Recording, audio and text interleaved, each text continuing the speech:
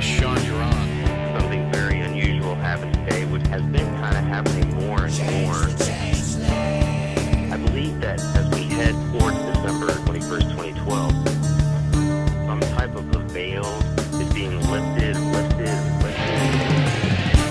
Edgar Casey, Nostradamus, global warming is upon us, and the Mayan prophecy, December 21st, 2012. Could it all be coincidence with war and pestilence, and the four horsemen across the fence looking to break free? These are all signs persisting through time. They cannot be ignored, just like the dreaded wormwood or saccharine baroon that may come too close to exposing the epoch and mayhem that's on you. We could make it through temptation. We could walk through the open eye. We could shut the stars position. We I just got consciousness, so I jotted down these names, these words. Edgar Casey, Nostradamus, global warming, Mayan prophecy, apocalypse, space and time, December 21st, 2012, 11/11. And at the very end, my consciousness went dreaming.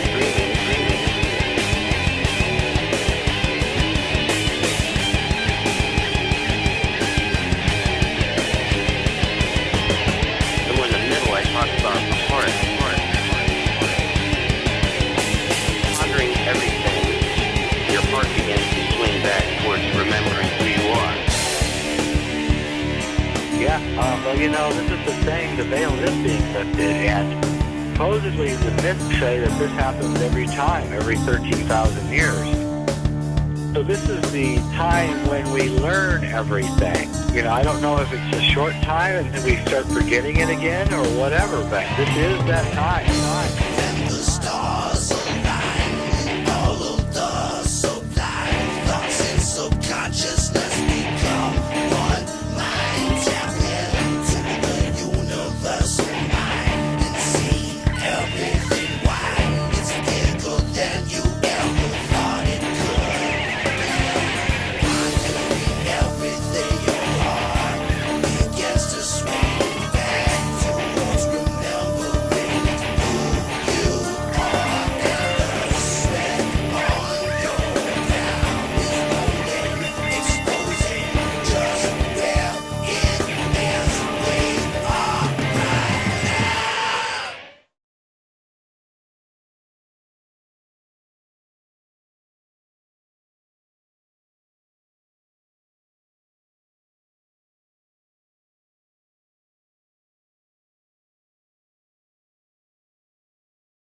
Welcome, ladies and gentlemen, to another impromptu sort of test with the Bands of Time and the Prophetico.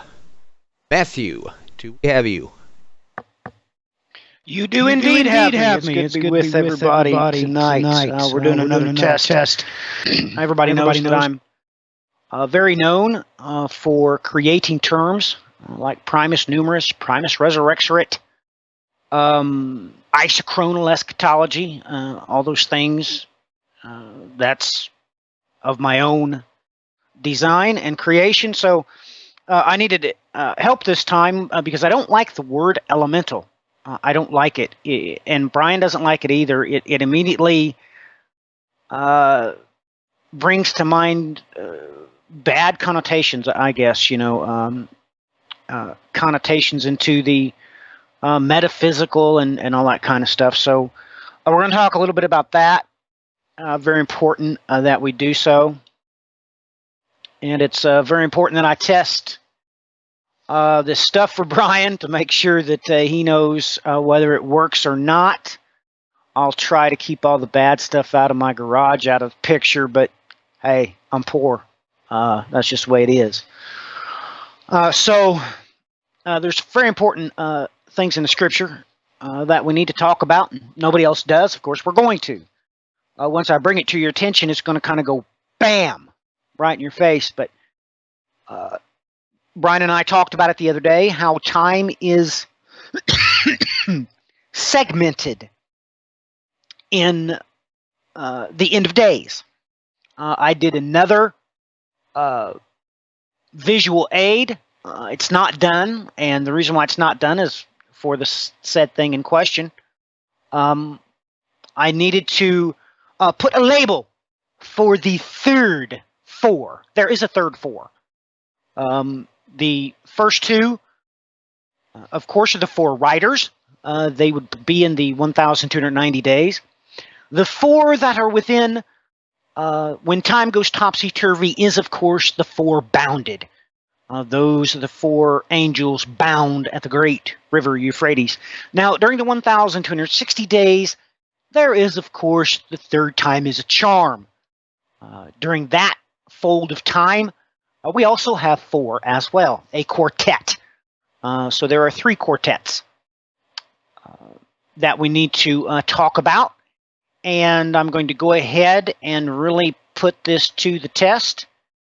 We shall share desktop. We'll do that. We'll put the desktop in there, full screen, so you can see what is going on. And we will check this out, my post, so everybody can see what's going on, how it transpires on the social networking site. But this is a good way for us to test it. This is our post right now. We're live right now. But here's the post. And it seems like there is a little bit of drag here, but let's view all previous comments. I'm sure there's a bit of lag as my computer is going haywire. Oh, we got more previous comments. Sorry about that. Oh, it's already up to 91 comments. This may take a while. Okay, there we go. Just so everybody knows, you can see Brandon Swen. He is the new brother that we've got with his own broadcast. He joined us. We had a crash cast on the Iron Show that Brian and I did the other day with Johnny. So all of us were enthused, including Rabbi Bugsy. We were thrilled to have on Brandon, which started a podcast called Cast 'Em Off Ministries. We also had Counselor Mark on, and we just had a blast. So that's to his reference there, Brandon Swin. Here, we'll just plug him. You want to know why? Me and Bri just had a private conversation about what we do and what we don't do. So this is what we do. Brandon here. Here's his social networking site. There it is. It's Cast 'Em Off Ministries. Here's what his site looks like, but that's his icon, so you can find him there on the social networking site. Brandon, free plug here on the Prophetico. So the question was, I need assistance. All righty then. 4 riders, as detailed in Revelation chapter 6, 1 through 8. The 4 bounded, which is chronicled in Revelation chapter 9 and verse 14. And here's the question. What name for the last 4? Revelation chapter 16, verses 2 through 9. So as the discourse starts off, Brandon comes in, bowls of wrath. I have a feeling your answer will be a little bit deeper, though. He had no idea, I guess. Deborah, of course, throws in there 4 judgments. Brandon with more. Jennifer throws in the marksman, and I thought that was pretty interesting. The 4 marksmen. Amy come on and said, "I love the colors." I'm not sure what she meant. Maybe she meant the 4 colors. I should turn the visual aid there to 4 colors. But it progresses through to the point that you realize they had no idea that there was another 4, and third time's always a charm. But there was another, the Man Killers came up. I thought that was pretty interesting. Who brought in the John Mark Gomez, the Little Brown Man, as Johnny refers to him. So we got back to 4 elements, and it's really funny because you get to see my idiocy here. I mean, there's no sense for me to mince words. But I shouldn't have done that, huh, Brian? I shook the table, made my video jump. I was always under the impression that the 4 elements was earth, wind, fire, and water. That's just what I thought. Well, I'm wrong. And it gets pretty interesting. The Little Brown Man put in here classical element from the Wikipedia. So let's just jump over there real quick, and something immediately jumped out at me. It says here, and I'll show you the references, of course. It says, most frequently, the classical elements refer to the ancient concepts which with some science writers compare to the modern states of matter, relating to the earth being solid, water to liquid, air to gas, and fire to plasma. So I was like, oh, then I begin to understand that I was wrong about that. It was really in reference to 4 different states of matter there are, but I never caught that. Of course, never cared to study that stuff, but these quotes, of course, come from Boyd. I'm not sure which part is which, and Ball. So 2 different resources there you can look at to check out those resources. So anyway, getting back to the topic. Everybody seemed to like elementals. Of course, Amy puts in there the Fantastic Four, which is just classic. And I see that as I put my hand down here to move my cursor. I'm sorry, I'm making a video jumble. I'll try not to. Deborah put in another good one. What about the 4 wraths? They're in reference to the Lord of the Rings, I guess. Wraiths. She didn't say wraiths. She said wraths. Then she put in 4 terrors. The Little Brown Man threw in there the angel killers. The terrible 4s. So it got pretty interesting. Now Kathleen House puts in here that she liked that Brandon still likes the 4 elemental judgments. So they're still sticking to elements, which like I said,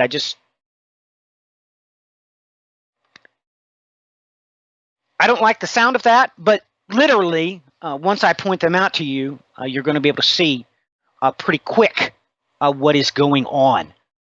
We'll go back up here to some of my comments. Oh, yes, we also need to talk about, as you can see, I put the references there for everybody to see. Let's see here. I was speaking about it here.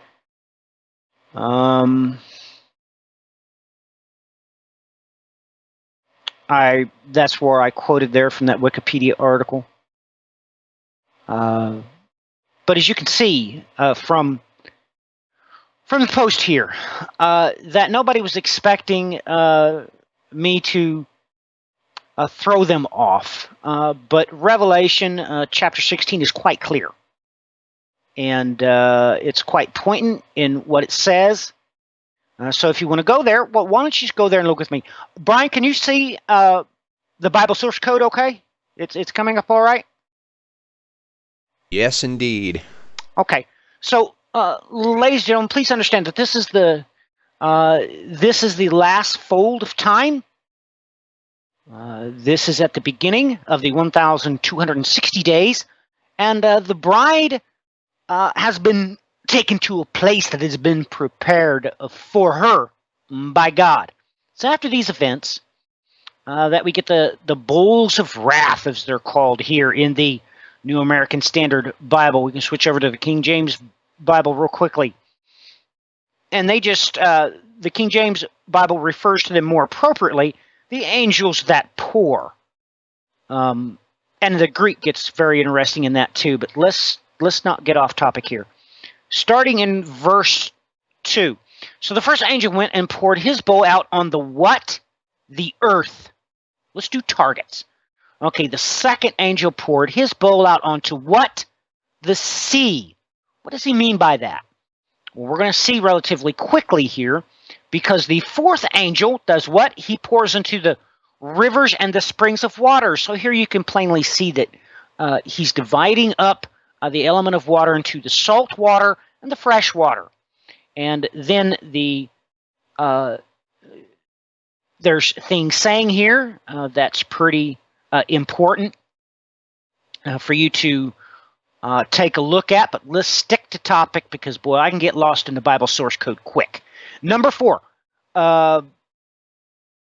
Let's see, number 4. He pours out his bowl unto the sun. So we can see relatively quickly that he is striking the elements. And here, you, of course, have air because it heats up the Earth's atmosphere so that it scorches men with fire. And they became very angry at this. So let's progress. Now that we get this 4, we should have the 5th should be likened into it, right? It's not.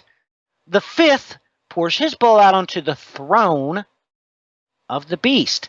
Now, the 6th angel pours his bowl out on the great river Euphrates, and its water was dried up. Now, I want you to take a very close look at this because there's something else going on here. You need to understand where Euphrates comes from. Just take note. You can see this. 2166 is the name, of course. Switch over to the other one so you can see. But when you get to the root of what this name means, it means to put in a good frame of mind, i.e. Peace. So when we switch over to that second portion of the word, it means midriff as a portion of the body. So when you think about this, and let me switch back over here. We'll just keep giving Brian tidbits here. Let me throw that back onto camera. Sorry, I'll try not to touch the laptop stand because it makes it shake. Sorry, Brian, don't mean to do that. So you can see very plainly with the Bible source code there just exactly what is going on. And when you see Euphrates, what you see is the river Euphrates. It doesn't take you very long to realize that he's not actually talking about the great river Euphrates. He's talking about the Milky Way. He's talking about the bow of the promise. You've heard me and Bri talk about that. Yes, the rainbow, as you see it after it rains, it, of course, is what God is talking about. God is also talking about the Milky Way, which you look up into the heavens. It is that great cloud that you see in the sky. It's the great bow that goes right through the entire constellations. When you get out away from the bright city lights, you can plainly see it's absolutely amazing. You have to understand that when time goes topsy-turvy, our orientation to the orbital plane can change. That will change the position of the constellations. Also, when we change in our dimensions, that's going to affect exactly which stars that we see. But the one thing that will never change is, of course, the Milky Way. And here it says that the Milky Way dries up. It's very important using celestial symbology that you understand that this is a way of telling us that he who sitteth upon the throne has came here. It has rained down at the Milky Way. You've heard me and Brian and I talk many, many times about the center of the galaxy, of course, the Great Rift, it is called. Of course, the Egyptians did not call it the Euphrates. They called it the Nile. That's what they called it, the Great Nile. So we can see what God's doing here. He's literally let you know that when he comes, things come with him. That's how he's able to reorganize things, just like he did in Goshen with the Egyptians. Were there? There was light, and all outside of Goshen, there was, of course, or let me put it into its proper perspective, avarice, or Goshen. Everywhere outside that place was in complete darkness. So we're able to see that things mechanically happen whenever God comes. Things come with him. They accompany him, much like they did there in avarice. There where Joseph was. So you can plainly see now that we've looked at that text that obviously the first four is a quartet.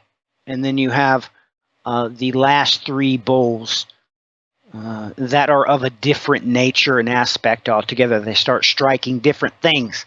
Matter of fact, let's get back over there. We need to finish what we started, of course. And we need to go back to the Bible source code and check out the seventh one. I think I only covered the sixth. But everything associated with that. And let's check out the seventh one. Then the seventh angel poured his bowl upon the air. The loud voice came out of the temple from the throne saying, "It is done." So you can plainly see that the first of four here is a quartet.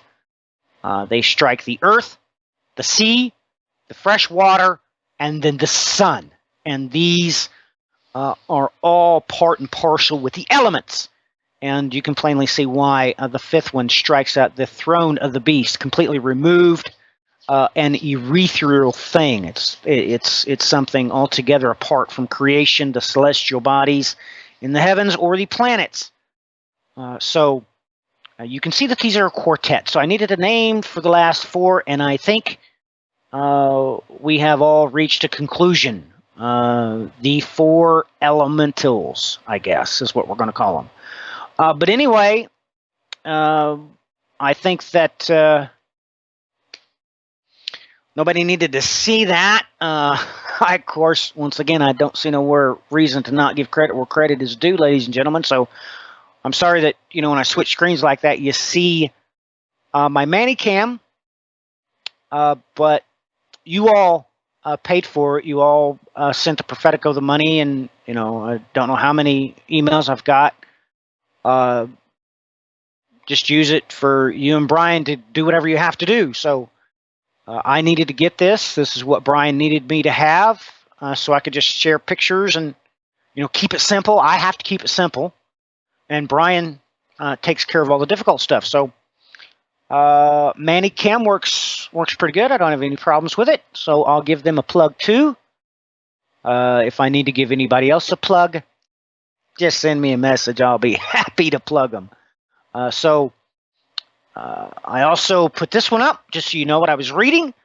The Bible source code is, of course, the Septuagint coupled with the Edita Regia.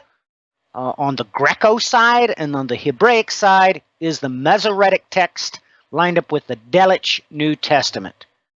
And going back to the timeline, as you can see, it's not done, but I'm trying to put it as plainly as I can so that everybody can learn as they look. I mean, I understand everybody always gives me great big kadoos on my cool graphics. However, this is a cool graphic that is absolutely worthless. If it is not biblifying you, it's trash. Okay? That's much better. Now, this is obviously much, much worse. But this is pretty good. So, Brian, back to you. Sorry for that discombobulation there.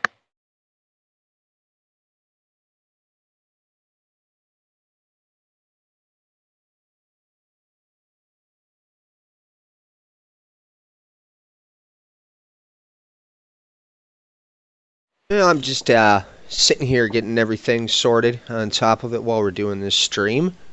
So I'm going to be keeping the camera off at the same time. Trying to figure out why Skype decided it was going to go ahead and show the darn controls at the bottom, which it is not supposed to be doing.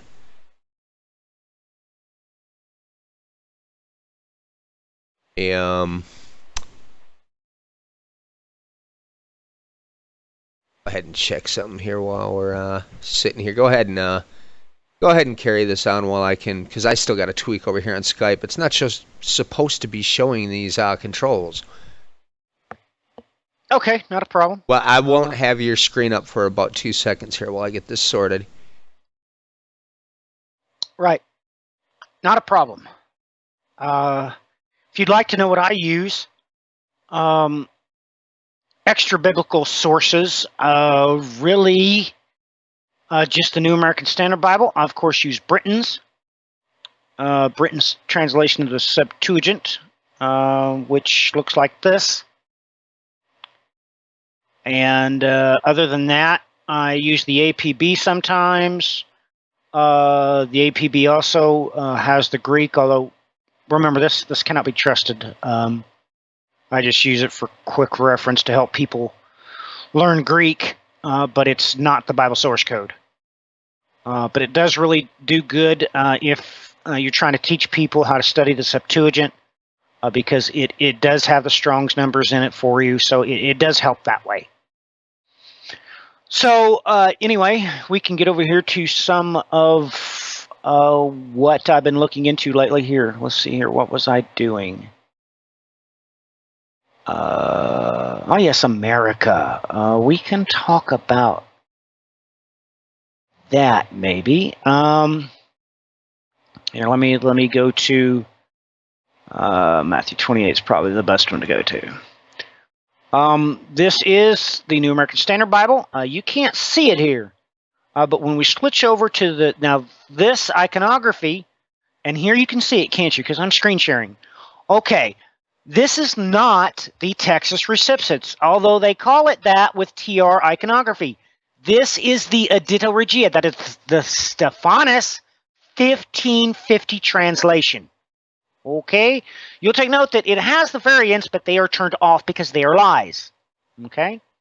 So that is what the New Testament Greco Bible source code is comprised of. Let's switch over there and see what we can see. Now, let me do this. Go back to it. So it's highlighted here. And what is it that we're looking at? It's very important that you understand where America comes from. It comes from Marininos, that is Greek, G275. It means without care or secure. Now, as I say that, probably gets everybody's attention, doesn't it? That's in the Bible source code? Of course it is, as you can see.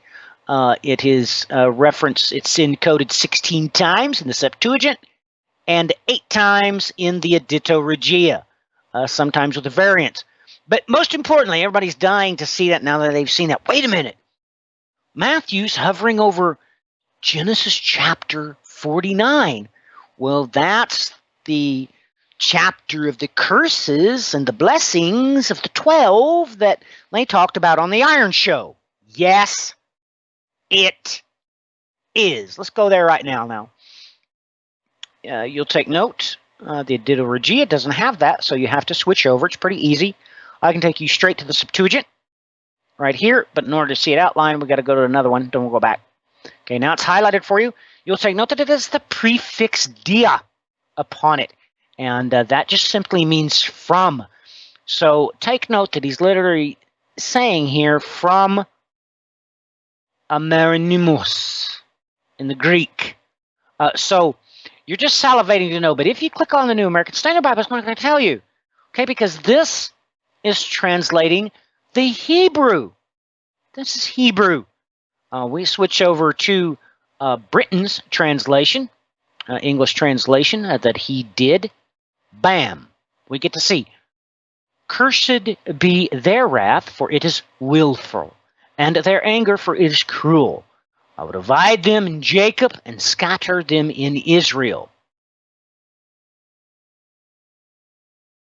So as we see that, ladies and gentlemen, that's probably quite disturbing to you. So, well, we need to finish what we started, of course. Who are these about? You'll take note that it's about Simon and Levi. Brethren accomplished the injustice of their cutting off. Now, this is completely different from what you know from the Hebraic Bible source code. Cursed be their wrath, for it is willful, and their anger, for it is cruel. I will divide them in Jacob and scatter them in Israel. So it's pretty important that you know that the two here mentioned are intertwined into the root of America. Let's see, some quick ones here. I don't want to go too far. Micah's awful tempting for me to show you. Of course, Zechariah 14 is pretty good too. No. We'll go to Zechariah. This is when the destroyers of Jerusalem are destroyed. Behold, the days of the Lord come, and thy spoil shall be divided in thee. Take note. There, you can see it right here. Right here it is encoded. Once again with the prefix dia from Americus. So anyway, I have rambled on just about all I want to. Let's go back and to a good transition there. Bri, how are things progressing? It's getting a little long-winded in my teeth, so why don't you play a song or something like that? Or you talk, one of the two. Nothing else is queued in here. And that is the thing here, folks, is because of copyright infringements and all of that other entertaining stuff, using, whichever songs YouTube really begins to crack down on, so, which is no big deal. I have plenty of music at my availability that we are capable of using here, including, well, at some point in time, there's some of my new material I will be incorporating in to the broadcast as well. That's just it. I'm a little sorry here with trying to, get things all strolling along and moving correctly here. I have had to obviously be a little bit distracted, so I may be a little bit out in left field as far as everything you've said here, Matthew. It's lucky I get to go through and do the editing later with the video to clip off at least the beginning section and look at it later. Cool. Yeah, the live broadcast from last night was absolutely shocking, and honestly, it's probably going to get to put into private to get taken off. We have managed to iron out a plethora of bugs. I am not altogether certain 100% what was causing them, but this seems to be working and working, I would have to say, perfectly at this point in time. Let's see here. I can get that. Yes, that's working correctly at this stage of the game. So, quite literally now, we seem to be in action, which is a good thing. Let's just yeah, that's cool. So I'm adding some more pictures and here. I will flip it over to you in 2 seconds here. I'm just making sure I can get my hotkeys. Yes, they're finally working again, which is nice because that way I don't have to sit there and manually hit things with the mouse. I've been using XSplit broadcasting, which it's a hefty price for the software, but due to the fact that we were using it when it was still in its beta phase, and we put out a hefty chunk of money to get it. So because of that, luckily I was able to get a license that strove down into infinity, due to the fact that we were quote-unquote pioneers. So good stuff. Nice program. It just takes a little bit of getting used to and getting everything tweaked. Let's go ahead. The really bad thing was you gave me XSplit Broadcaster way back when we first got it, and that was a disaster. It was way too complicated for me. I mean, I tried, but I just couldn't do that. Our technology at that point in time couldn't keep up. That was the very big problem here. So, now we're getting into the stage where computer technology is quite good at this stage of the game, and we're capable of, due to the machines that we finally have, we're able to finally do some decent production work without crashing our computers. I mean, it used to be at one point in time, for Pete's sakes, we'd have Skype up and have to have the browsers running just for the standard audio podcasts, and it would just completely throw everything into disarray as the whole, the computer completely just bogged down. It was incapable of keeping up. But now we've got the technology. We finally have some decent machines, and we can actually put out some really good broadcasts here for a change. So, it's a nice change. And, let me pop it over to... I don't know why it's not quite caught up in its rendering for some reason. It's a touch blurry, but it's still readable nonetheless. Why don't you go ahead and explain what you have going on there with the screenshot? Okay, this is the one I talked about the other day. It's the same exact thing, okay? All of the visual aids is going to be the same. So this is another representation of it, but it has a little bit different information on it because there's so much information that if you can't put the information in its proper place, ladies and gentlemen, you're going to get confused. So to prevent that, this looks the same. I mean, I have the timeline across the bottom. But this is explaining the princes, how things are ruled at in heaven. So you'll take note that during the 1,290 days, the princes are in their proper place. They are in heaven, while the day is still 24 hours and the year is still 365. So when time goes topsy-turvy, that is when Primus Numerus, also known as the Moshiim, they are taken by the Lord our God to Mount Zion, as detailed there in Revelation chapter 14. And at that point in time, take note that the princes are, of course, kicked out of heaven. That's when the 1/3 of host of heaven fall and creates war. So during the after time is locked in place, this cannot be changed. 1/3 of the host of heaven has been replaced by those that are 1,010 days and younger. That is 2 years, and then those are in the womb. That's why Isaiah chapter 26 mentions the event that includes Primus Numerus and, of course, Primus Resurrexerit. Those are the first resurrection. Please take a look at that. Those are also 144,000. Hosanna, I did an episode on that. Take a look at that. The 144,000 and the Hamshadatim, or Primus Resurrexerit. So during the 1,260 days, when the woman is in her place of protection, the hours are only 16 hours a day. And of course, 1/3 of the princes are the Moshiim. They are alone in heaven with Jesus. That's the only people there. It's Jesus, and he teaches the Moshiim, of course, for 1,260 days. So after Christ's return, you see that he leaves the 144,000 Primus Numerus, and he comes to Earth, where he administrates through the 144,000 Primus Resurrexerit, or Hamshadatim. I'm sorry about doing that. So much terminology to learn. But once you understand this, everything makes sense. Literally, everything makes sense. You know what?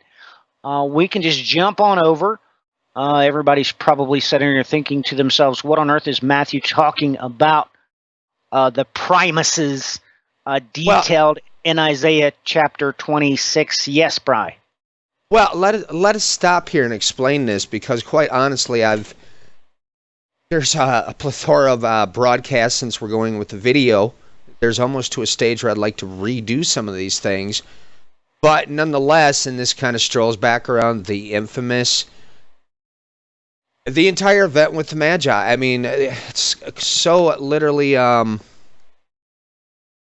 it's so literally crazy at times how much we have to come back around to this, but it's really crucial in understanding what Matthew was talking about due to the fact of what they refer to as either the slaughter of the innocents or the massacre of the innocents.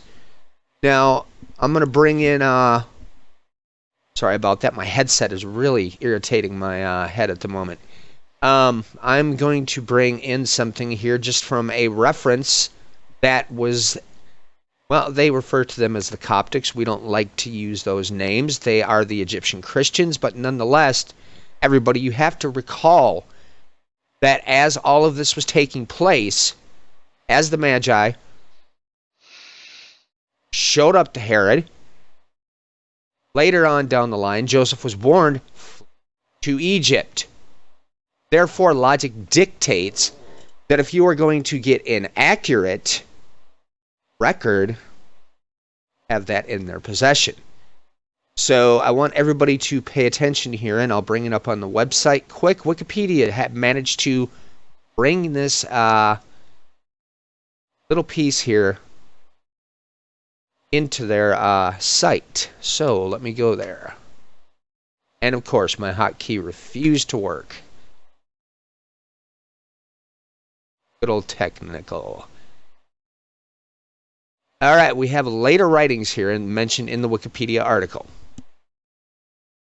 Story's first appearance in any source other than the Gospel of Matthew is in the apocryphal Proto-Evangelium of James, which excludes a flight into Egypt and switches the attention to the story of the infant John the Baptist. Okay, that's not what we're looking at here. Okay, this is the one we need to bring to everybody's attention here. I will highlight this fast so people can see. Right here is what we need to look at. The story assumed an important place in the later Christian tradition. Byzantine liturgy estimated 14,000 holy innocents, while an early Syrian list of saints stated that the number of at 64,000. As it states here, Coptic sources, I will use the proper name, the Egyptian Christian sources, raise the number to 144,000 and place the event on the 29th of December. So right there we can just leave that be. And I want to go in and on top of it point out some things that we had discussed with David Rowe as we were doing the interview with him not long ago that we have posted on both of our websites, on the Prophetico.net and on the bandsofTime.com. We both have linked in that interview for those of you that are interested in listening to that. What we brought up is the first time, essentially, around the ride, as we tried to, well, if I'm putting that video into preview mode, I guess it's time to explain that again. The terminology we use is isochronal, and I know there's been questions in the past from many people that don't understand what we are talking about when we say that. What that means is exactly what was stated in the Bible of that which has been is that which will be. There is nothing new under the sun. To break it down, picture on my screen, see in the middle, there is a clock. Time repeats itself. No different than that clock. And the Bible is very specific in taking these historical events and showing you time and time again in the Bible where history did exactly that thing. And this is why, many people come to the whole, quote-unquote concept that, well, once the Bible was written, this and that and the other thing already came to pass, etc., on down the line.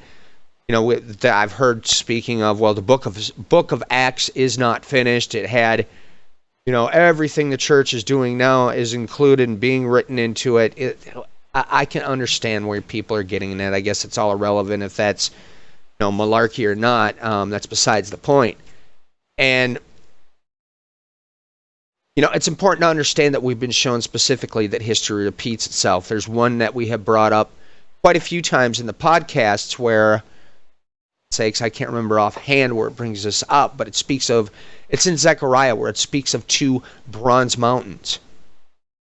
I think. I'll check in a moment. Sorry, folks. A little scrambled here next to no sleep getting this software rolling. But nonetheless, we can see that there's a shadow and a silhouette concerning the Bronze Age collapse. And Matthew's got some illustrations going while I'm talking here that'll be helpful. And of course, again, why are my hotkeys not working? Really, you can seriously work.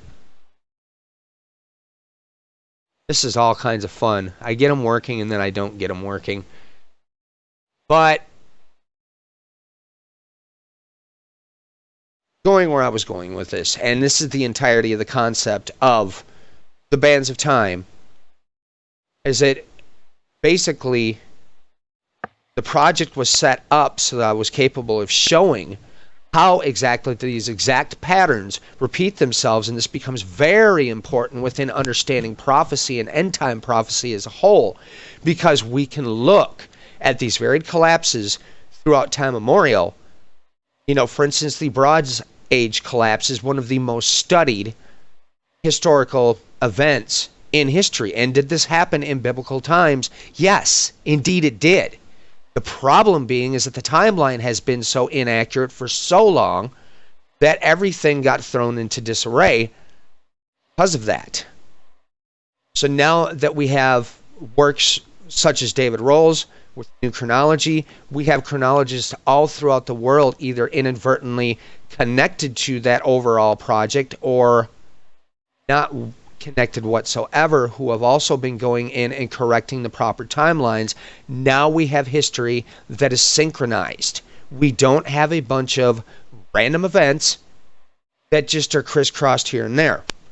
Now, when are we speaking about the time of the Bronze Age collapse? We are looking at the time of the Trojan War, and that transpired during the time of Ahab.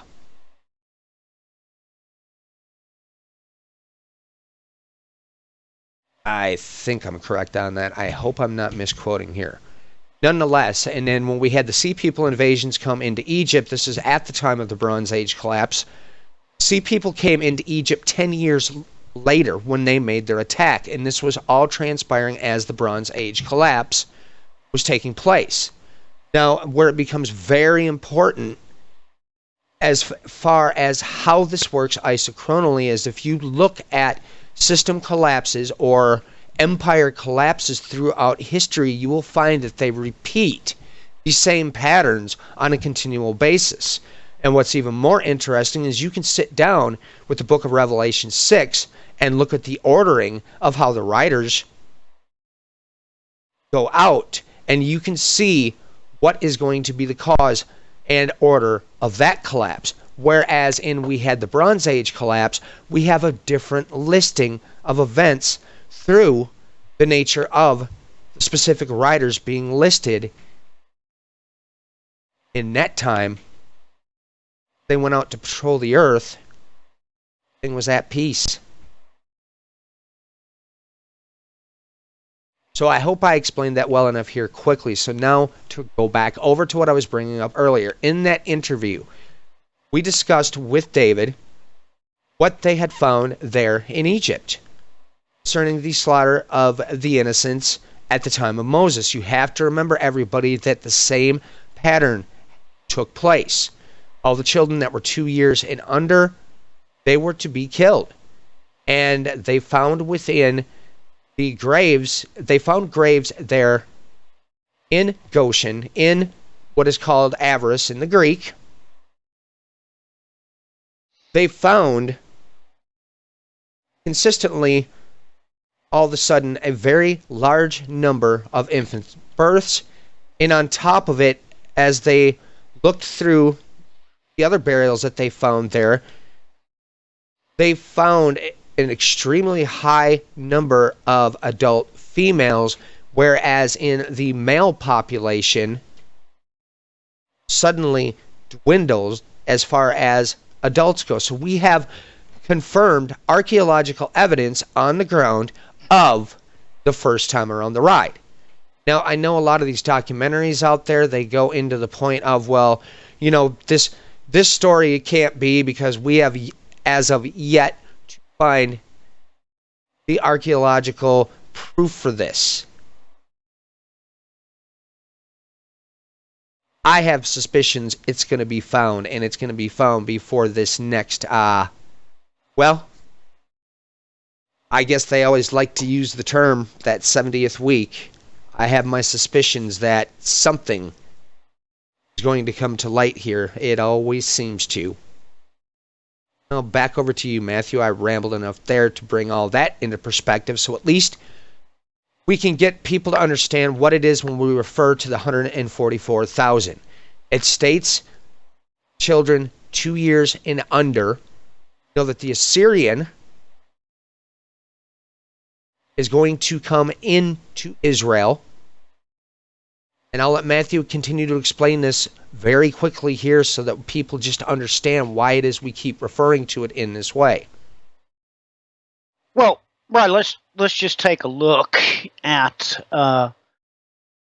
Isaiah chapter 26. We'll start reading here in verse 12. Let's just read it, and please try to understand that he's not trying to confuse you. Verse 12. Lord, you will establish peace for us, since you have also performed for us all our works. O Lord, our God, other masters besides you have ruled us, but through you alone we confess your name. The dead will not live, the departed spirits will not rise. Therefore, you have punished and destroyed them, and you have wiped out all remembrance of them. Please take note, ladies and gentlemen. Let's just pause here. What are they talking about? Ladies and gentlemen, the whole purpose of Genesis chapter 6 was a simple fact that the princes in heaven did not want to have earthly, human kings to have to deal with. They wanted their own children, so they wanted their children to be set up on earth and have them rule people, the children of God. That's what he's talking about here. God wiped them out in the flood. They cannot come back. However, he's about to talk about those who will. Verse 13. O Lord, our God, other masters besides you have ruled us, but through you alone we confess your name. The dead will not live, the departed spirits will not rise. Therefore, you have punished and destroyed them, and you have wiped out all remembrance of them. Verse 15. You have increased the nation, O Lord. You have increased the nation. You are glorified. You have extended all the borders of the land. This is in direct reference to him preparing a place for us. Verse 16. O Lord, they sought Matthew, you. hold up a second. Where are you at? Because you moved something on your screen and you can't see anything. Yeah, you cannot move the program while we're doing this, I would assume. Maybe go to one of your other pages and go back. Otherwise, I can bring it up. All right. Yeah, and then try to go back into the Bible software. Wait, there it goes. Okay, there it goes. I won't move it. Thank you. I won't move it anymore. Sorry, Bri. O Lord, they sought you in distress. They could only whisper a prayer. Your chastening was upon them. Just take note, ladies and gentlemen, this is talking about Matthew 24. Now, verse 17, as the pregnant woman approaches the time to give birth, she writhes and cries out in her labor pains. Thus, we were before you, O Lord. We were pregnant. We writhed in labor. We gave birth as it seems only to wind. We could not accomplish deliverance, for the earth nor were the inhabitants of the world born. Right there, ladies and gentlemen, is Primus Numerus, the 144,000 known Hebraically as the Mosheim, the Moseses, plural, that go up and ascend to Mount Zion via the book of Obadiah. And please take a read of Revelation chapter 14. He's making himself perfectly clear. So there's where you have it right there. Now I'm going to have to scroll down so we can get the rest of it. So let's just flip over here so you can see that. Why I moved the cursor down so we don't have a lockup again. But here in this iconography, this visual aid tells you exactly what's going on in the midst of time's topsy-turvy as everything is reorganized. Now, let us get back to the text. So you can see here this chronicled. Now we get to the other 144,000 as detailed in Revelation chapter 7. They are the rest of her children. They are sealed and sent to a place they do not want to go. They, of course, have their heads removed. They are Primus Resurrexerit, the Hamsharatim, in the Hebraic there. Verse 19, your dead will live. Their corpses will rise. You who lie in the dust wake and shout for joy, for your dew is the dew of the dawn, and the earth will give birth to the departed spirits.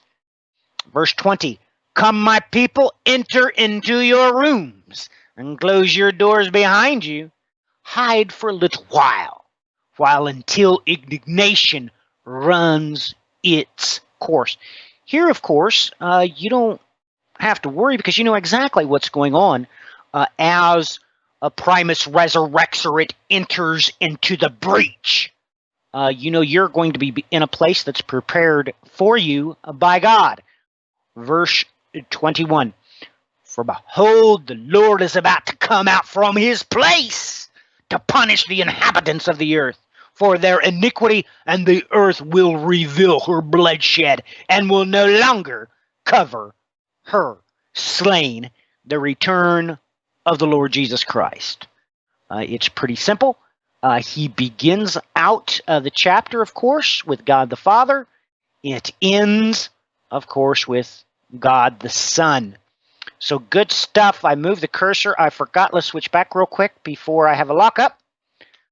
So when you understand exactly what Isaiah is talking about, all of a sudden all of these things make perfect sense. Everything makes sense. That's why we have to realize, let's concentrate on the red line. Let's hold the red line when there's war in heaven. Here we have it as time topsy-turvy. Again, that's what I always call it. The day is variable and the hour is variable. Remember that during this time in the book of Revelation, you get all kinds of hints like the horde from the abyss. It says they go and prance about for 5 months. That's a direct reference to when it rained, to the flood. It says there that it did so for 5 months. It always states there in the book of Genesis regarding the flood that equates that to 150 days. That is a physicality impossibility.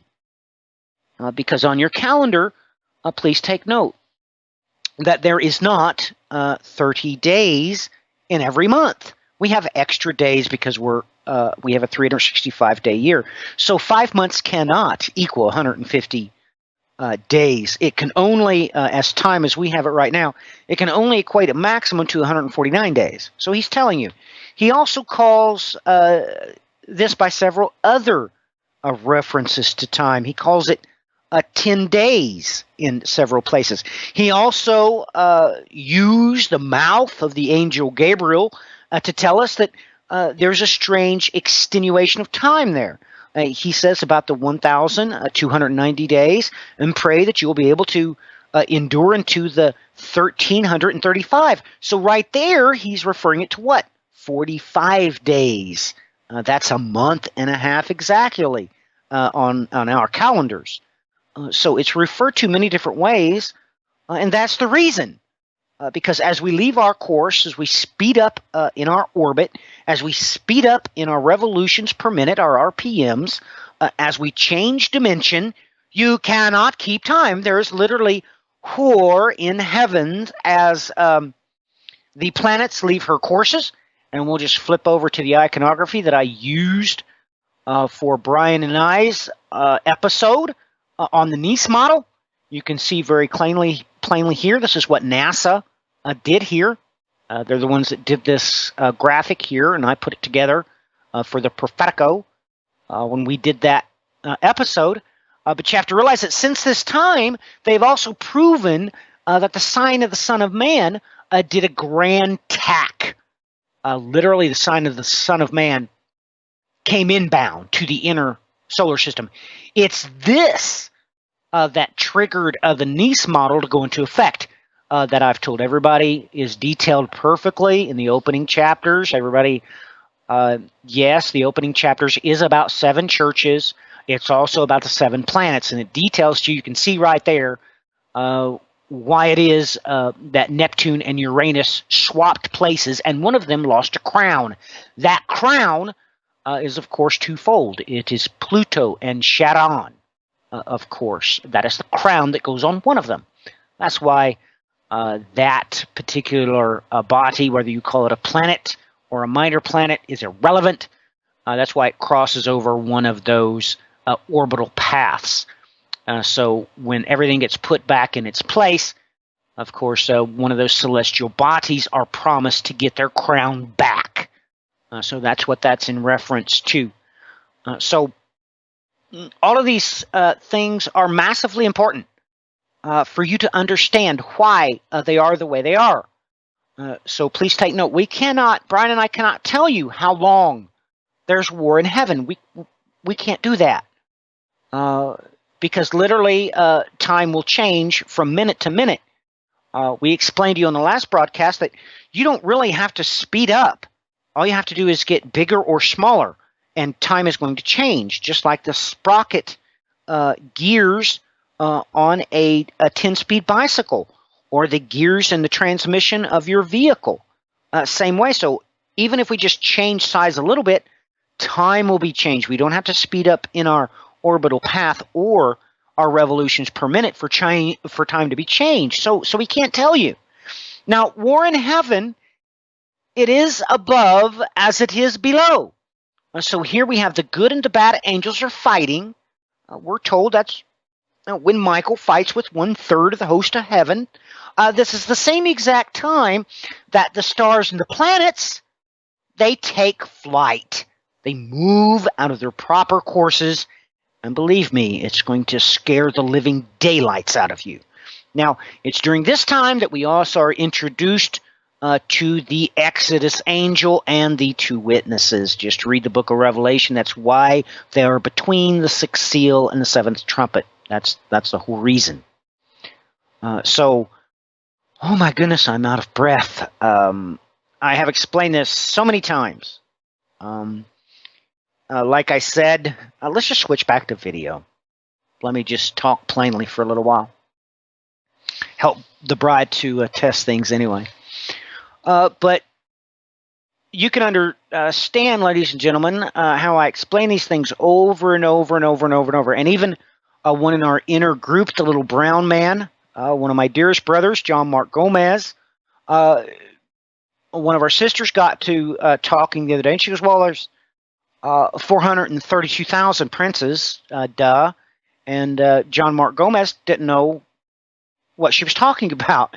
And we forget that the younger siblings haven't been around as long, as the rest of us has been. And I've explained this so many times over and over and over. So now that I've given you a very, very quick overview, probably the lights are coming on. But it's good to get there in the inner circle, so to speak. A whole bunch of learning going on there. And sometimes that's what I like to do. I'll just ask a question, and then all of a sudden lights go on. And it's such a wonderful thing. to be a part of. All I have to do is ask a question, and everybody knows by now. No, Matthews, he's up to something. So it's good. It's so refreshing to be a part of the biblification of the bride of Christ. It really is exciting for me. Nothing else really makes me happy, really. You have to understand, I don't watch sports.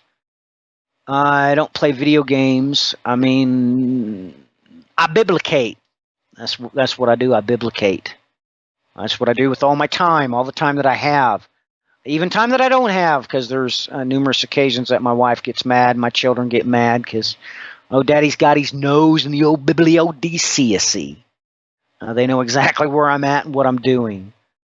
So it's exciting to throw out those little trick questions, and all of a sudden everybody realizes that, well, there's 4 writers, there's 4 bounded, and there are 4 elementals. We have 4 sets of quartets there, and even though I don't like it, I guess I was outvoted there on the social networking site, thanks to Brandon, of course, the newbie. Even though I don't like the word elementals, I guess that's what we're going to go with, Bri. It's beautiful to them. It's beautiful for me. So we'll call them the 4 elementals. Or maybe the elemental quartet. What do you think? Which one's better, do you think, Bri? Or are you working on stuff? Yeah, either or. Yeah, I was just trying to get something up in the background, and then I managed to hit Skype again while I moved my cursor. Yeah, you're a big help. You're saying you're not going to get in the middle of it because you're afraid I'm going to get ticked if I want the other one, right? Good grief. So how's my video doing? Are you seeing me okay? Is it lighting? Everything's staying dead on track. So, as I stated, I have no idea what happened last night. Well, good deal. I tried to, ladies and gentlemen, put together these visual aids for you kind of haphazardly.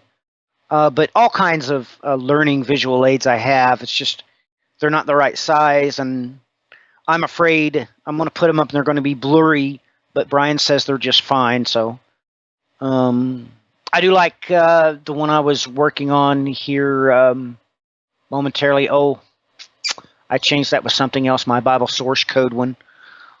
Please try to remember that the Bible source code is the Septuagint coupled with the Edito Regia. They changed the name on you. It is not the Textus Receptus. That's not what it is. It is the Edito Regia. But it is also called the Stephanus 1550 translation. At any rate, for the Hebrew Bible source code, it is the Masoretic Old Testament coupled with the Delitzsch New Testament. So look that stuff up. But I made that visual aid, and then I didn't have enough little spaces. But then I figured out I got another page, so I can put 12 of these up, but I didn't realize that when I switched it out. So I'll probably make a couple of more of those just to get it in your memory.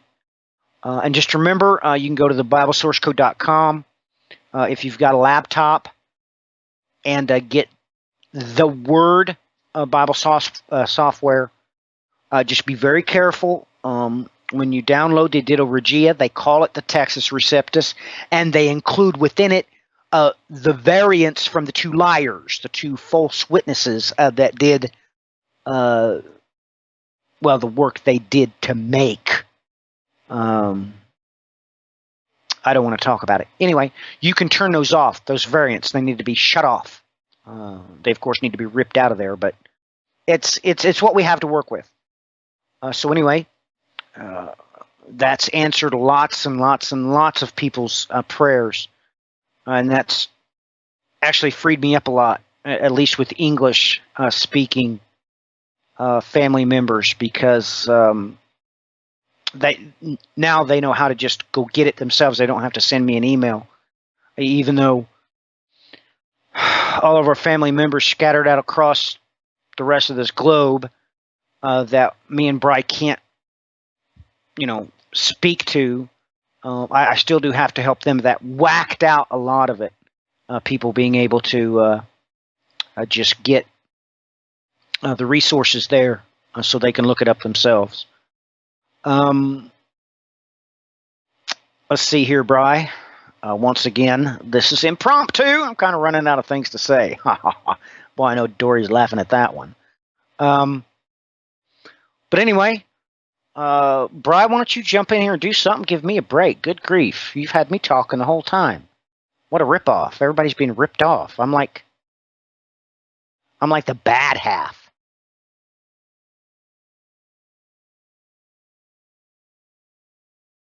No? My thoughts here were I pulled up the good old Blood Moon Jubilee Blast Wave quick here.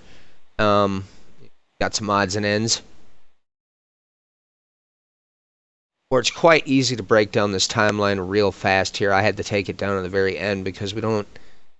That portion we can talk about another night again. Once again, it's the whole getting... understanding...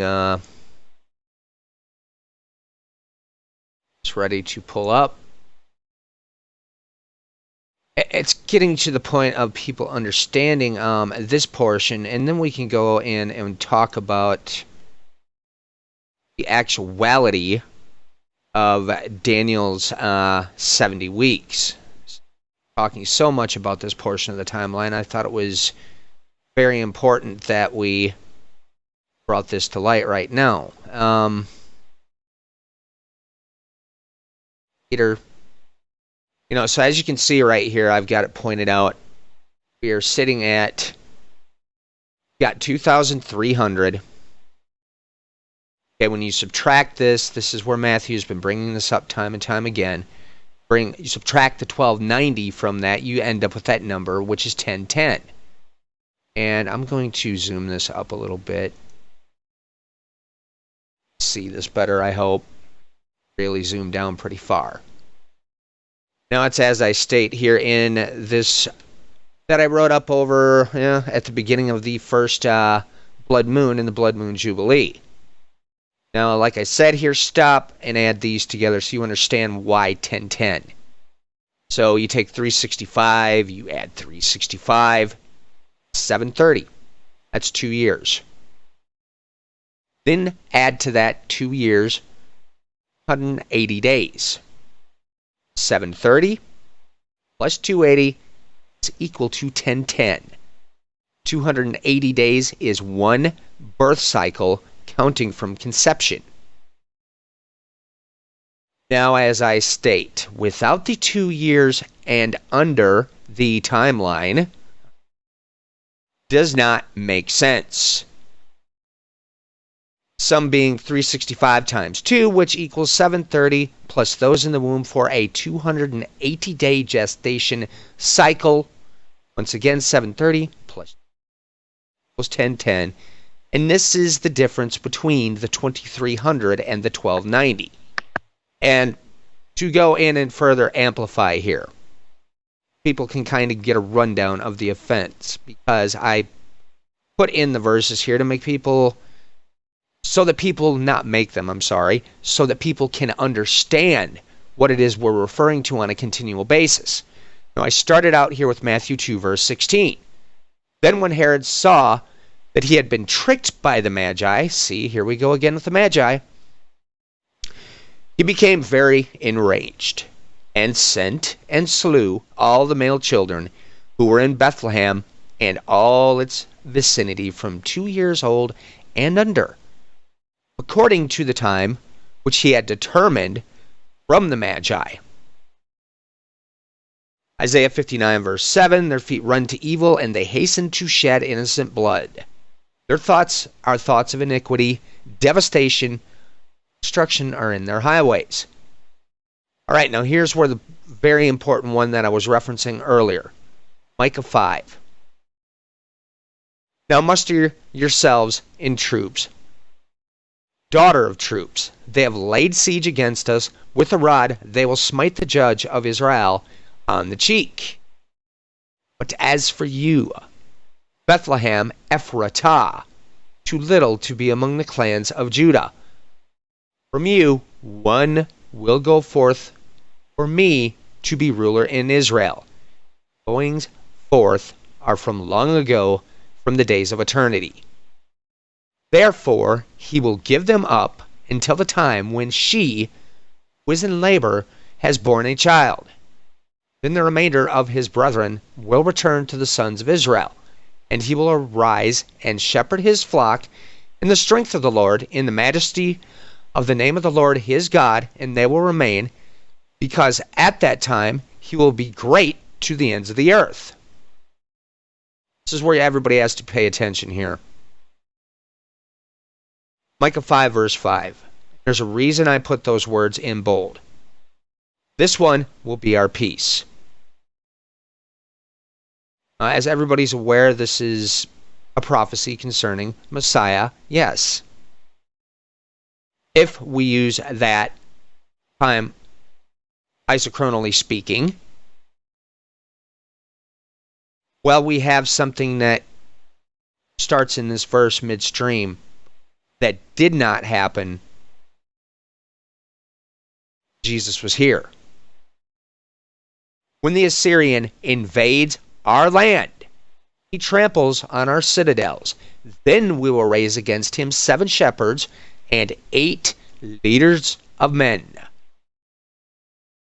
They will shepherd the land of Assyria with the sword, the land of Nimrod at its entrances. And he will deliver us from the Assyrian when he attacks our land and when he tramples our territory.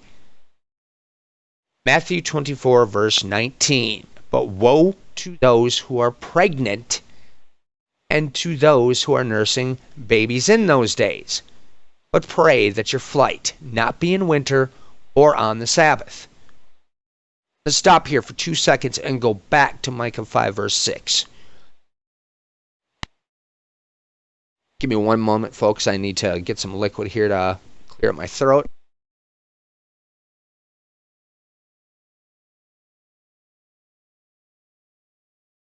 Okay, we have done an extensive amount of programs as of lately concerning the Islamic State, what they refer to as ISIS. We have spoken indefinitely now about events that took place over the course of the last, I believe it was year and a half. It might have even been in 2013. Time seems to be flying here. It's hard to remember. When we had the chemical warfare event that took place in Syria, at that point in time, warships worldwide scrambled to what is known to us as Cyprus. And some Bibles will put this in there depending on your translation nonetheless. And Daniel, it explains to us that warships will go to Kittim. And we have a couple of events that transpire. In the meantime, which we've covered extensively in the past, I'm going to just skip the important one. We are told that forces from him will arise. We also went in and did an extensive program on what those forces from him are. And the word in the Greek, it quite literally states forces from his spermatos, aka his seed. We went through and we showed exactly what had transpired during the Assyrian Empire and the nations that they conquered. They took those people, they displaced them, and they did the atypical thing that was even repeated into empires within the Middle Ages. How is the best way to remove a threat? Well, you intermingle your seed with theirs, therefore they are half whichever nation it may be, in this case Assyrian, and they still retain the bloodlines from their original people group. So therefore, when we have forces from him will arise, brought to light a academic document that has went through and taken the entire list from all Assyrian sources in which this had happened. And this list is very lengthy. We had a great deal, a multitude of different nations that wrapped itself around in this. And yes, most people will make the assumption that the Islamic people, the Muslims, that they are just Arabs. That's not altogether really the absolute case. It is a mix of a multitude of people. Okay, so this is why I want to go back here and stop at this. They will shepherd the land of Assyria with the sword, the land of Nimrod at its entrances. Okay, then we have the nice English there with the apostrophe. Now, stop and look at what's been happening with the Islamic State, with ISIS. When their first major attacks began in 2014, they quite literally went up the entire battle map of the Assyrian Empire straight up the midst of the rivers. So we have a direct and absolute correlation. And when we see this right here, we can break down the land of Nimrod. Well, let's just call it what that land is. That's the land of Babylon. Okay, so shepherding the land of Assyria, they took Mosul, which is in the heart of Nineveh, which was declared a government. It was given funding to become a land again. Okay, so now everybody understands, yes, we've had fulfillment here. Let me move forward from stopping from interjecting that, I guess, very important point that had to come out. Matthew 24, verse 21, "For then there will be a great tribulation, such has not occurred since the beginning of the world until now, nor will ever be. Lest those days had been cut short, no life would have been saved. For the sake of the elect, those days will be cut short."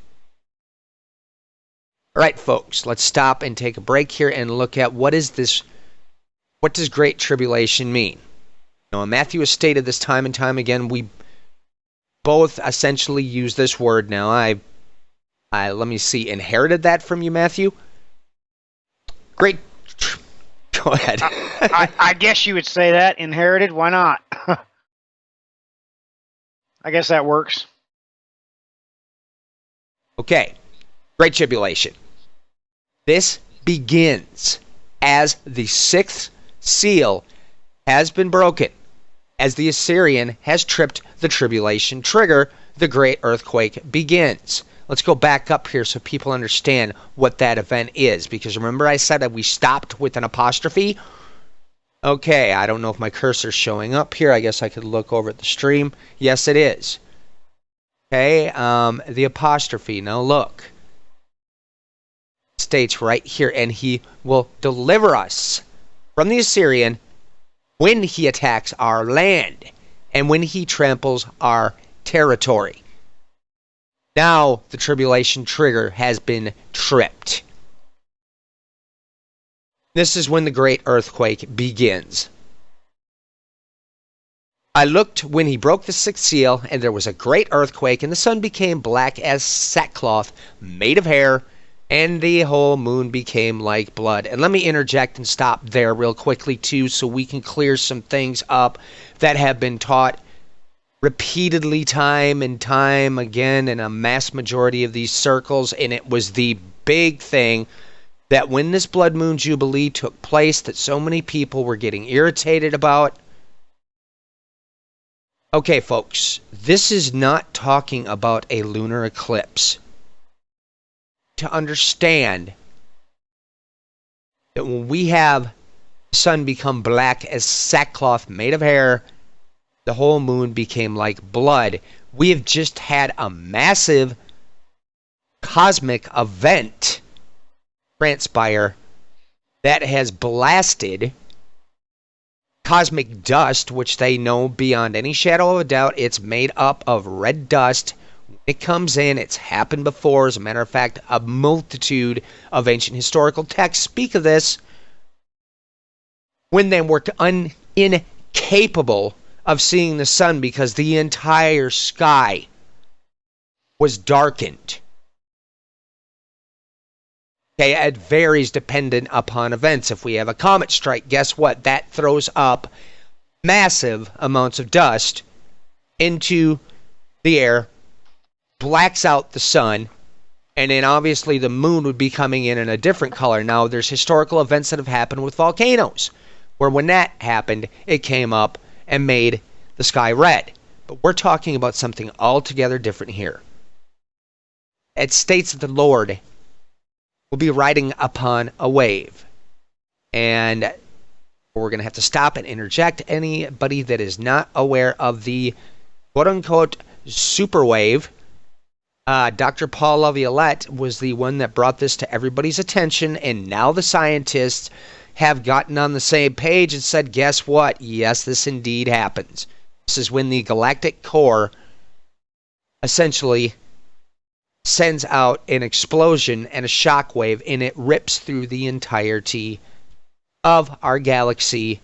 Shockwave goes out, it stirs up the red dust. That dust coming in covers the sun. The red dust covers the moon, hence it becomes like blood. Forward, and the stars of the sky fell to earth, as a fig tree casts its unripe figs when shaken by a great wind. Sky was split apart like a scroll, was rolled up, and every mountain and island were moved out of their places. Then the kings of the earth, and the great men, and the commanders, and the rich and strong, every slave and every free man, hid themselves in the caves among the rocks of the mountains, and they said to the mountains and to the rocks, fall on us and hide us from the presence of him who sits upon the throne, and from the wrath of the Lamb, for the great day of their wrath has come, and who is able to stand. And Matthew, I'm going to want you to bring in some varied illustrations here. When I get done, I'm going to get Isaiah 24 in here fast so people understand where this event is being spoken of. Okay, I'm on it. Okay, and it's like I said, the great earthquake. This is the same event as when the tribulation trigger has been tripped. Just as we pointed out and explained, what happens? Syrian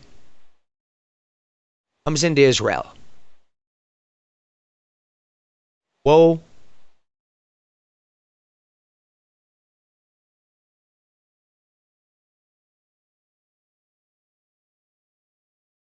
And the trigger is tripped. Behold, the Lord lays the earth waste, devastates it, distorts its service, and scatters its inhabitants. And the people will be like the priest, the servant like his master, the maid like her mistress, the buyer like the seller, the lender like the borrower, the creditor like the debtor, her mistress, the buyer. Sorry, I read that again. The earth will be completely laid waste and completely despoiled. The Lord has spoken this word. The earth mourns and withers. The world fades and withers. The exalted of the people of the earth fade away. The earth is also polluted by its inhabitants, for they have transgressed laws, violated statutes, broke the everlasting covenant. Therefore a curse devours the earth, and those who live in it are held guilty. Therefore the inhabitants of the earth are burned, and few men are left. The wine mourns, the vine decays, all the merry-hearted sigh. The gaiety of tambourines cease. Noise of revelers stop. They do not drink wine with song. Strong drink is bitter to those who drink it. The city of chaos is broken down. Every house is shut up so that none may enter. There is an outcry in the streets concerning the wine. All joy turns to gloom. Gaiety of the earth is banished. Desolation is left in the city, and the gate is battered to ruins. For thus it will be in the midst of the earth among the peoples as the shaking of an olive tree, as the gleanings when the grape harvest is over. They raise their voices, they shout for joy, they cry from the west concerning the majesty of the Lord. Therefore glorify the Lord in the east, the name of the Lord, the God of Israel, in the coastlands of the sea, from the ends of the earth we hear songs, glory to the righteous one. But I say, woe to me, alas for me. The treacherous deal treacherously. The treacherous deal very treacherously. Terror and pit and snare confront you, O inhabitant of the earth.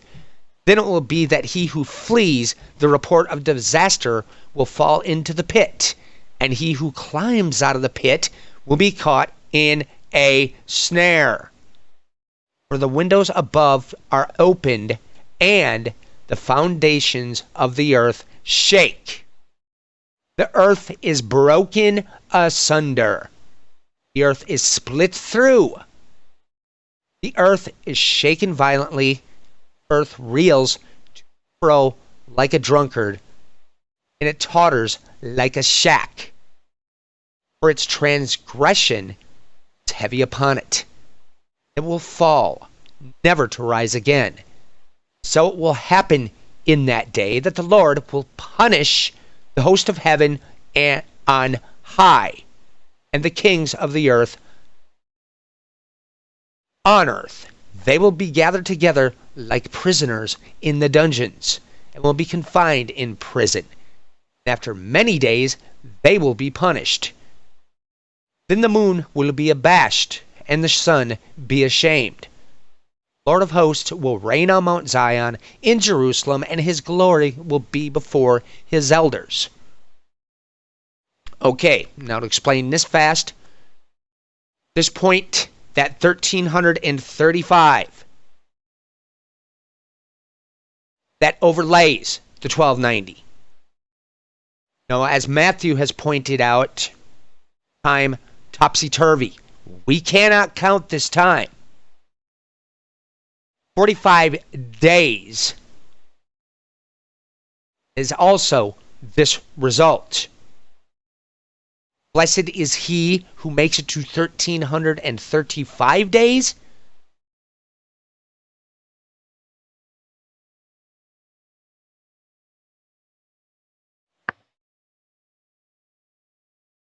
And then, and people, everybody can see the verses here. I'm going to try to alleviate time. The verses are right here on the screen, so you can go and look at them.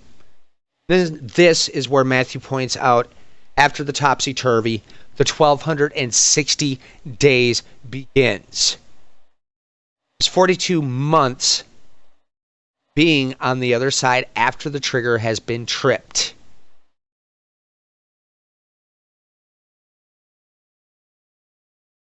And it's time to go back over to you, Matthew. It's, as I stated, I just really wanted to bring this into clarity quickly for everybody.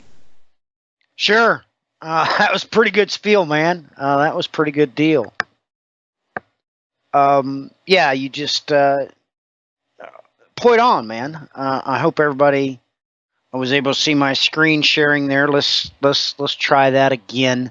No, you could not. I had the PDF in there, so go back in and do your little presentation you were doing and explain these things to people quickly. Yeah, here it is, exactly what he's talking about, the tribulation trigger being tripped. That's what kicks off time topsy-turvy. You'll take note there in Revelation chapter 16, you'll see when time gets locked into place. That's when, of course, the four elementals are unleashed, and then you'll see there's an earthquake there. There's a great earthquake where God kicks us back into our proper place. Where we go back to the days of Noah. That's what happens. Let's go ahead and bring that icon up so you can see it real quick. Here it is right here. This is the circle of the earth as defined by the Bible. Just take note. There's a plethora of information there, but this is the only place it can go.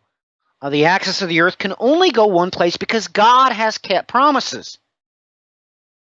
God does not change. When he tells you that the foundation stone is immovable, what he's really doing is telling you that that's a pivot point. So there's only one pivot point that the Earth's axis could rotate up to. Just one. So literally, the center of spin for the axis of this Earth is going to be the foundation stone. So literally, the North Pole is going to go right where it's been going for several decades now. Please look it up. They've even had to reorientate the airstrips, the runways, because magnetic north, is moving toward this exact location I've put for you on this map. It's right there. It's physically right there, so you can see it.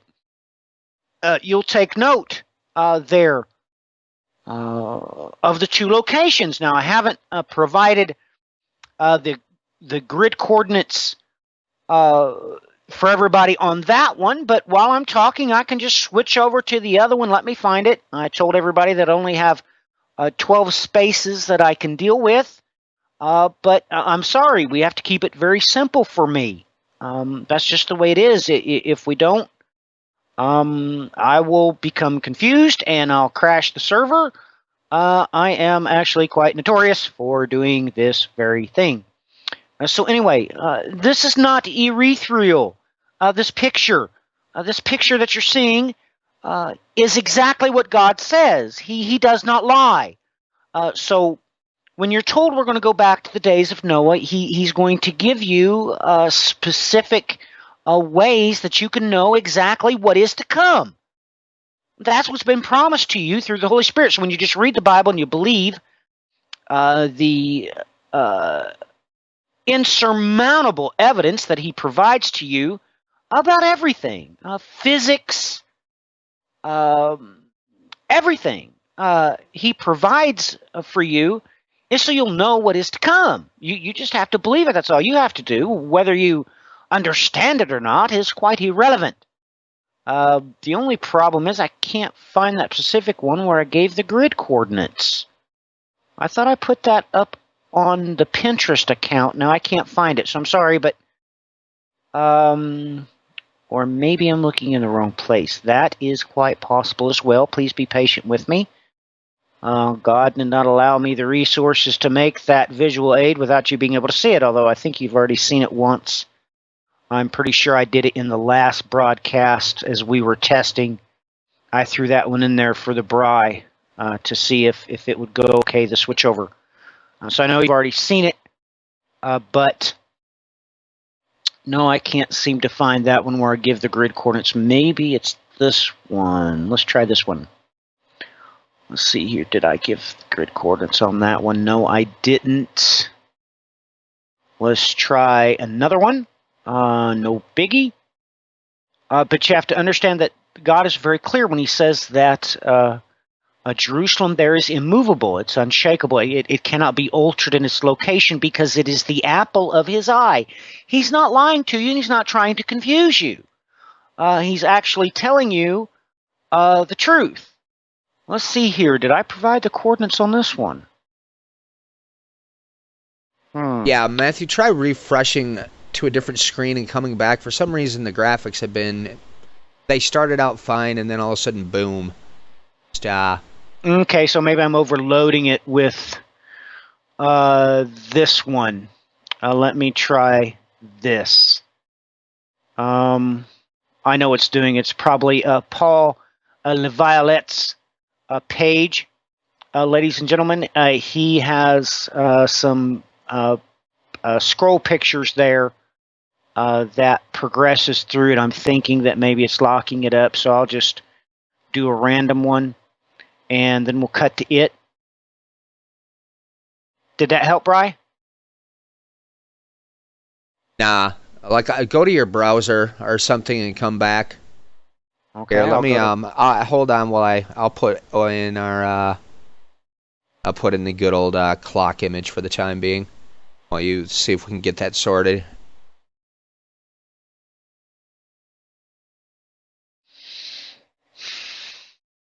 I wonder what would happen if I killed Mandy Cam right now and just reconnected. Would that completely toast us?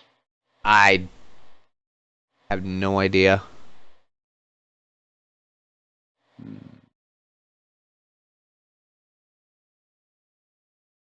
It is kind of frustrating because I showed that on the last show and I can't find it.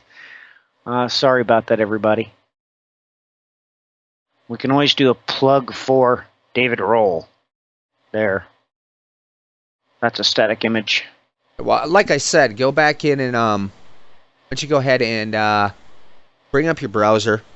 Like I said, I've got it in just a picture for the time being while I get sorted. Bring up the browser and then bring back in however you're sharing the images. I don't know if you brought them in a slideshow format or what's going on. It was working just fine. All of a sudden, it just went haywire. Okay, are you seeing my browser? Yeah, it's loading in. It's crystal clear on top of it, which is just absolutely insane. Okay. All right, let's see if you can bring back in the images, and let's see what happens there. Okay. I will try this one, the one we was talking about. Can you see that okay? Yeah, we appear to be on target here, so let me get that back in so you can try to float through those again. I'm sorry, folks.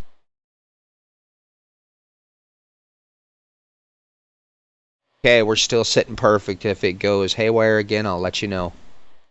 All right. Well, enough with fooling around with the grid coordinates. I will provide them next time. Make no mistakes about it. But it's through these references, through these promises, like there in the book of Isaiah, that God tells you that Jerusalem is the apple of his eye, that is the center of the cornea, of course.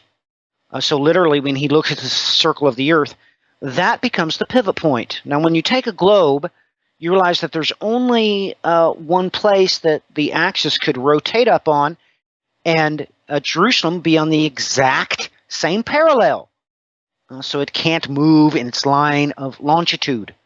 There's only one place that can happen. So literally, you can calculate the North and South Pole where it was in the days of Noah, when God sends us terra erectus, when Psalms 119, of course, there in verses 89 through 92, he tells you very perfectly that he will stand the earth up. He stands it up. Literally what he's talking about is the axis will move of this planet and go exactly to where magnetic north has been moving to for well over 3 decades. We've been plotting the course, and it's been going to this exact grid coordinates. So, ladies and gentlemen, the key here is believing what the Lord your God says. That's the key. If you just believe what he says, then all of a sudden it makes sense. Oh, that's how Jerusalem is not movable on the great day of he who sitteth upon the throne. That's how it doesn't move. That's right, because no matter what, when the axis moves, you got to have one center point. You got to have one point that is the pivot point as the rest of the earth moves. Kind of the spoke through the center of a wheel on your bicycle. Well, that pivot point is the foundation stone. So that's how it doesn't move. Let me see here. Maybe I can find this one here. I give it on this one. Yeah, in the meantime, I'm putting in here quickly, folks. I put this into the broadcast. I made mention of forces from him will arise from his spermatos. You can find this at aakki.fi, Melamu database. I will just add this into the link with the YouTube notes at the end and the details. Right here you have the deportations to Ashur by Neo-Assyrian kings. And as I stated out, everybody can just look at this list. I'll scroll through real slightly here. Try to go a little fast for time because I'll be linking it in. Everybody can go back and look at it. And Matthew, go to your browser and go back to the image so it's incorrectly. Again, we're going to have to figure out off air what's causing that. Okay. As I go back to my browser, can you see the Starburst Foundation for Dr. Purple? It's all all distorted again. Happening. I wonder if it's his slideshow. Well, we will go to this newest piece that he just published. This. Let's try this. This doesn't lock it up. This is his latest news. The Earth engulfed by superconducting interstellar dust particles. We've got to read this. We haven't even covered it. It was published on November the 7th. And Brian, I missed it. We've been too busy, so this is very important. Man, I wish we could have him on for an interview. But he's so busy. Man, I wish we could have Dr. Purple on. But this is the newest article. Are you seeing it okay, Brian? Did that help? I am now for some reason. I don't understand why this is happening. Like I said, we're going to have to get sorted out what's causing that here. Okay. At some point, you know. Right. At some point, we're going to have to. For the time being, are you seeing the grid coordinates now? Yes, it's there now. Okay, very good. Ladies and gentlemen, you take note that the foundation stone, it lies on right there on the pivot point. This creates the apple of his eye. His eye is directly centered over that foundation stone that's on the Temple Mount. So when the Bible talks that the entire world is moved, but yet Jerusalem is unshakable or unmovable, it talks about in the Hebrew and the Greek, that's what it means. If the axis moves, it's got to have a pivot point somewhere. That's it. So literally, after the great day of he who sitteth upon the throne, even though the earth is rotating in a different spot, guess what? The foundation stone is in the exact same spot. So here's the grid coordinates provided for you so everybody knows how that works out. It's just that, you see here, your line there, it states very clearly that that's 125 east. We'll take note that's because that is directly at a right angle or 90 degrees away from the foundation stone. Okay, that's why. That's how these coordinates can be known. So, literally speaking, this 63.34 degrees north, that's exactly straight up. That's why you're saying, well, what's that? Well, of course, that's the Arctic Circle. That's directly pointing north. And you get the 125 east by simply taking the grid coordinates of the foundation stone and adding 90 degrees to it. It's at a right angle. That's the only place it can, the axis can rotate upon. Like I said, just like the axle for your bicycle wheels, that's the pivot point. So when the axis of the earth swings back to the days of Noah, the foundation stone doesn't move at all. It doesn't move at all. Its perspective doesn't change. So that's how God's able to promise to his people that the apple of his eye will not move. It will not move. So it's very important that you understand that God's telling you, he's telling you the truth, just like Isaiah 24. There was no reason for you to be confused. Once the Brian and I explained it to you, hey, now all of a sudden it makes sense. It makes perfect sense.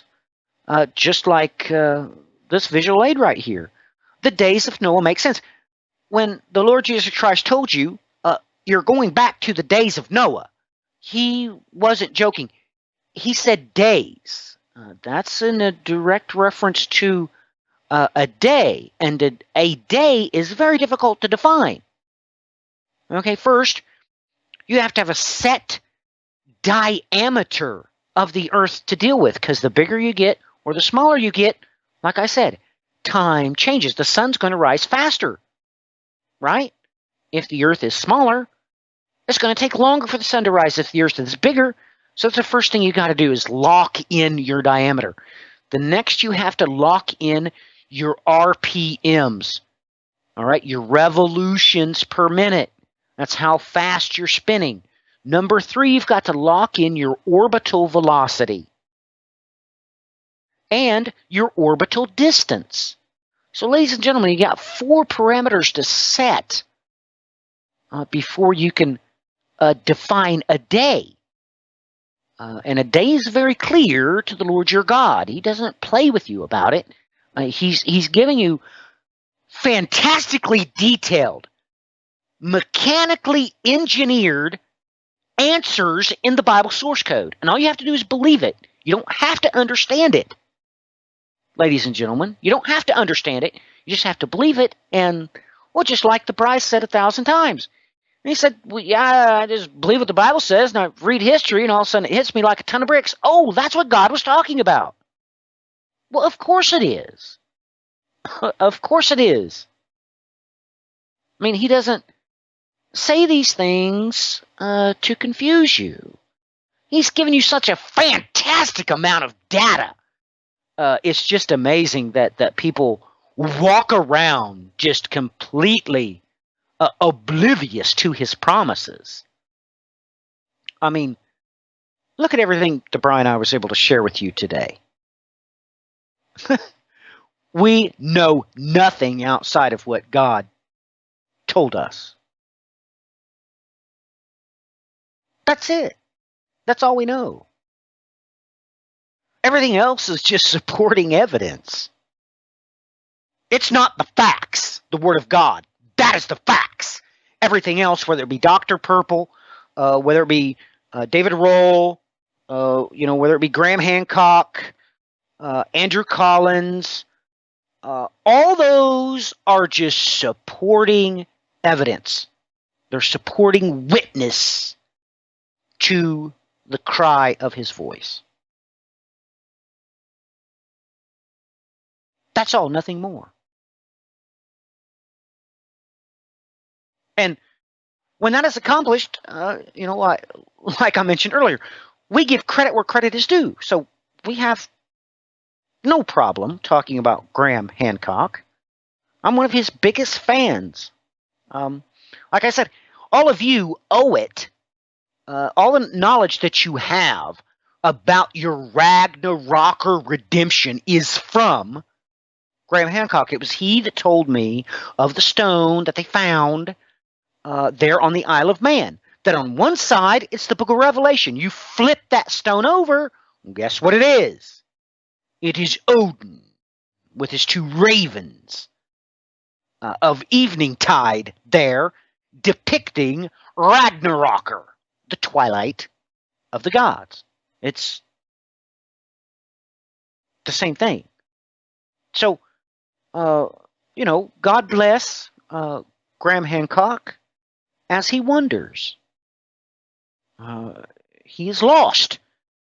And it is my full hope that he might find his redemption in the Lord Jesus Christ. So there's no reason for me to pick on Graham or his wife, his lovely wife, excellent photographer. She's really the one that does all the work. Graham usually sits around in a peewee or a powwow and does things he shouldn't. But ladies and gentlemen, there's God bless David Roll. God bless Andrew Collins. May they come home. May I meet them at the Tabernacle of David. Nothing would please me more. So we have to remember to do that. I mean, everybody thinks, they talked about XSplit Broadcaster. No, we ain't getting no money for it. And I don't want no money. You can keep your filthy mammon. I am an heir to the Son of the living God, and I will inherit it all. All of it. It's mine. You can keep your filthy trash. So no, nobody's paying us to do anything. But it is righteous for us to mention that this simple broadcasting software, Mandycam, it's really good for me. I biblicate. That's what I do. I really don't care how this stupid software works. But it is righteous for me to give honor where honor is due. So, we mention those things.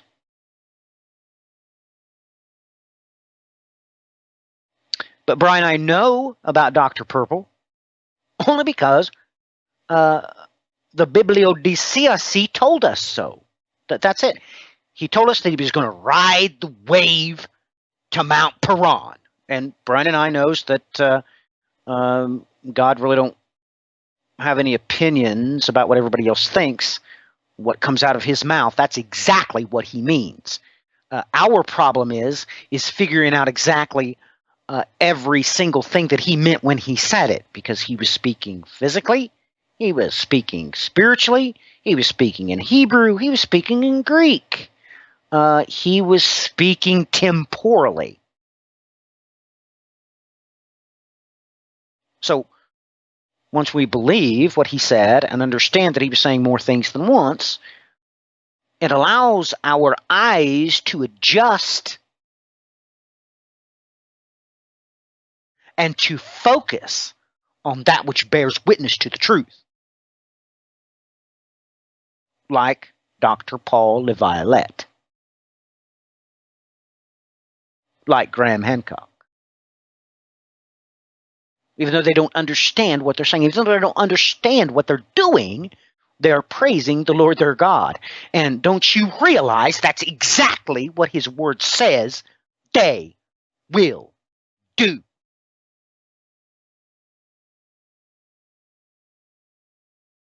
Bri, am I off the rails here, or? Not at all. I wanted to... Now, everybody keep in mind the numbers that had showed on Matthew's diagram. We had talked about this in the test broadcast that we did last night, which was an absolute and above and beyond disaster. So that one will be getting pulled. What I'm probably going to do is I will grab the audio and upload that as a podcast, at least so people can hear the audio. Nonetheless, I wanted to bring in what we talked about last night, because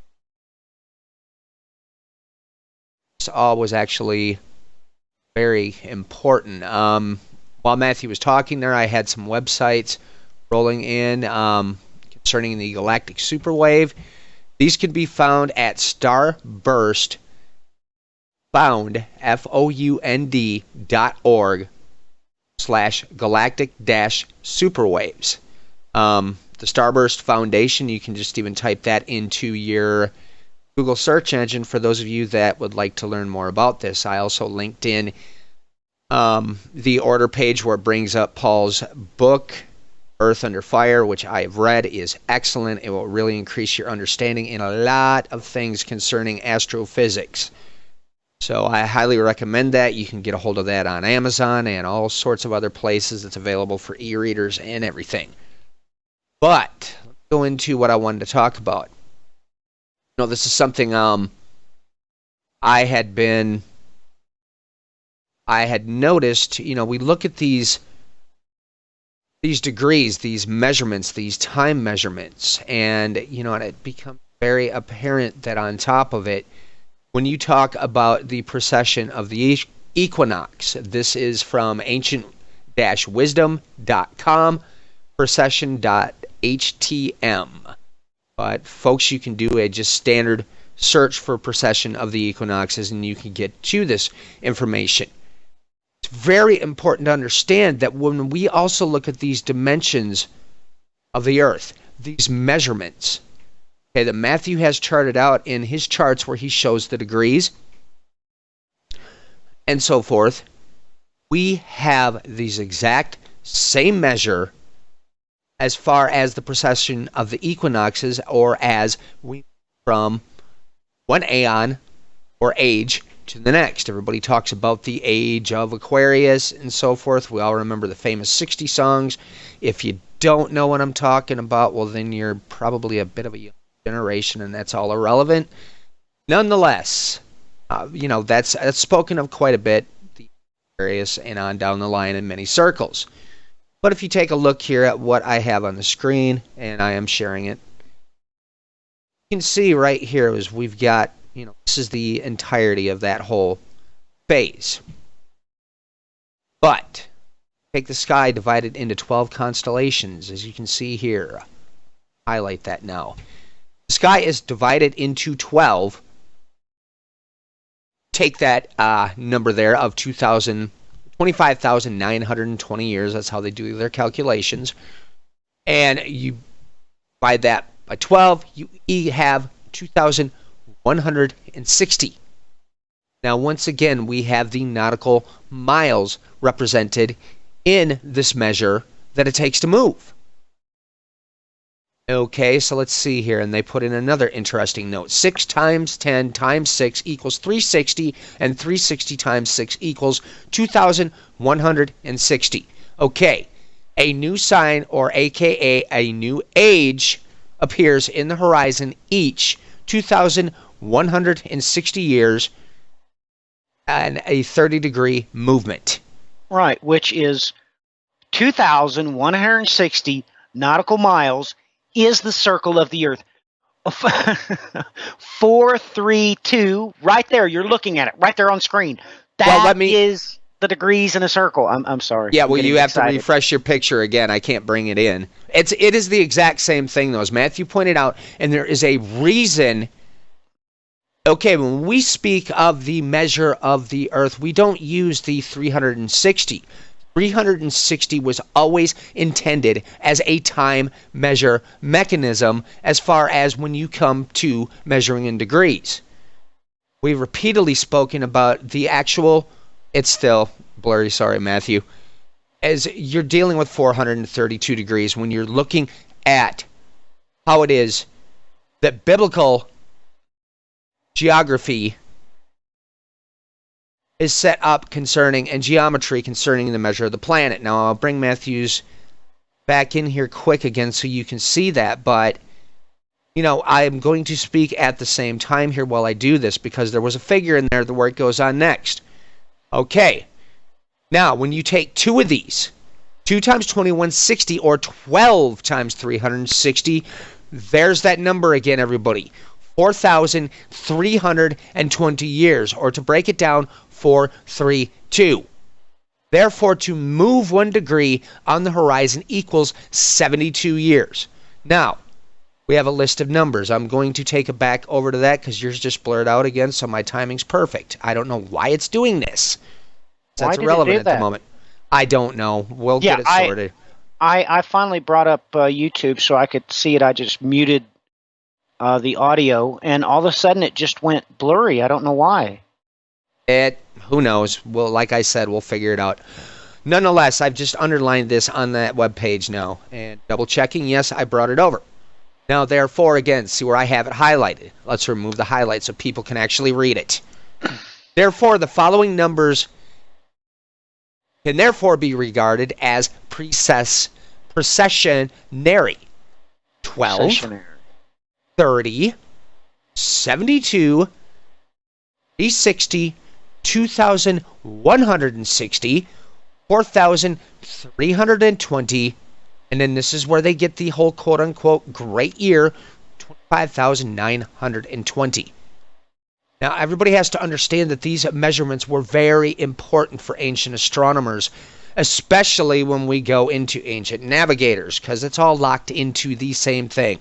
They had to calculate, they had to measure where it was that these stars were moving, as a new pole star would even. This all factors into it as well. They had to have these measurements because if they were plotting a course from point A to point B, well, you will not end up at point B if you have your time set wrong, because your stars are going to be in a different place. You're going to sail off into the great blue seas, or as some of the old people would say, off the earth. Nonetheless, that's all irrelevant. Point being, now you can understand that we have these same dimensions here. You know, folks, oh my gosh. We've talked about Joshua's long day. We've talked about Ahaz's 10 steps that transpired at the time of Hezekiah. We've talked about the stars fighting from their course in the book of Judges, in Deborah's song. Everybody, folks, you have got to understand something. These events actually did take place. Okay, let's stop and think about what happened with Hezekiah's 10 steps. Everybody take note once again, and we have this measurement here of 360. Now, as that point in time was reset, and I wish I right now had the documentation up for everybody to see, there was a calendar reset.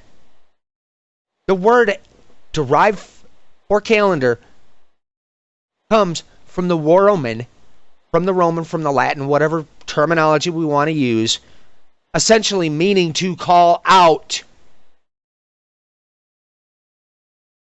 the day, basically. Okay, so when we had these resets going into place, let's see, I'm going to share that while I'm blabbing here. That's pretty slick, and it seems to be working. Okay, Matthew put in a nice little video. I don't know what's going on over there, but I'll keep rambling. Nonetheless, at that stage in time, okay, time was altered again, and all of a sudden, lo and behold, we had the 5.24 days go back onto the calendar. Okay, when we have a shift of the axis, it changes time. If you look at these multitude of these measurements within these ancient megalithic astronomical buildings, temples, megaliths, whatever terminology you may want to use, like for instance the pyramid, you have the structures throughout South America that are most famous as well with all the Mayan, the Inca structures, we have Stonehenge, all of that. They always point you to the fact that, well, it's so many degrees, like 3.5, I think is one of the common measures, off of true north. Okay, so did they make a mistake? I don't think so. What we're looking at is they had time marked according to the axis at that stage in the game. Now, let's talk about the measure of the pyramids. Well documented. Okay, you can buy about 1 billion different books out there that the pyramid itself is an accurate representation of the entirety of the geometry of the globe. Its scale, the scale of the measure is 1 out of 43,200. Okay, why would they set that scale that way? Because, you know, everybody, folks, we've always commonly thought that the degrees in a circle was supposed to be 360. Yet the scaling in the pyramid is telling you altogether something different. They're telling you right there. Do some research on this, folks. Go back into some of the ancient texts. There's a few, some writers, I can't think of many offhand at the moment. Nonetheless, they have pointed out this in other writings that look, I have the suspicion that they used to measure with 432 degrees for a circle.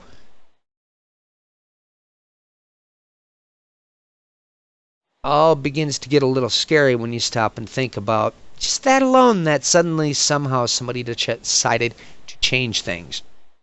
When you break up time's measurement, and when you look at this precession of the equinoxes, not to mention you look at the measure of time on the planet as Matthew has got laid out in his picture that is looking very nice at the moment, all of a sudden, at what's in the heavens being signs and for seasons being our measure of time, now, when you look at Matthew's picture on his screen, once again, you see how accurately time can actually be measured. Proper degree of circle has been put into the equation. So, I don't know. I tend to jump around here and there and everywhere else. I am hoping that I covered everything and didn't rabbit trail into the wrong direction and forget about something. I'm just hoping that my audio is not interfering. No, there was no audio coming in. If need be, you can always go into your, you right-click on your volume, you get an option for open volume mixer, and you can mute your browser in there, too. That's what I always do while we're doing this. But now, you had no sound coming in. You're good to go. Okay, cool. So it's actually working pretty well. Once I figure out how to do it. Yeah, well, go ahead and tell everybody what that program is that you have in there that you were showing, and so that everybody is quite well aware of Give credit where credit's due. Right. That was a video that my son did. It was based upon how the universe works. That one was detailing the sign of the Son of Man's grand tack. That's what they call it, the grand tack incident with Jupiter.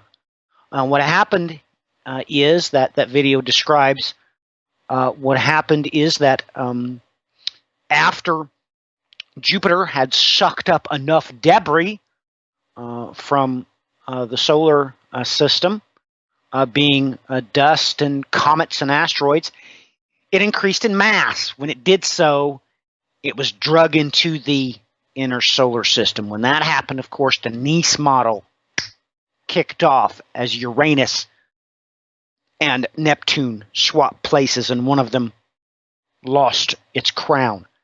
But it says how it came in, and what saved it was the sign of the Father. Saturn latched onto it with its gravity and pulled Jupiter back out into its proper place. And it's very, very important to all remember what happened. Please look up Brian and I's video, Jupiter's 21-gun salute.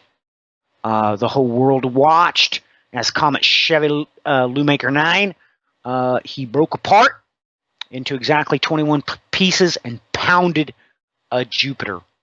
That was a very important placement in time the year that happened. Brian and I have went into great detail about it.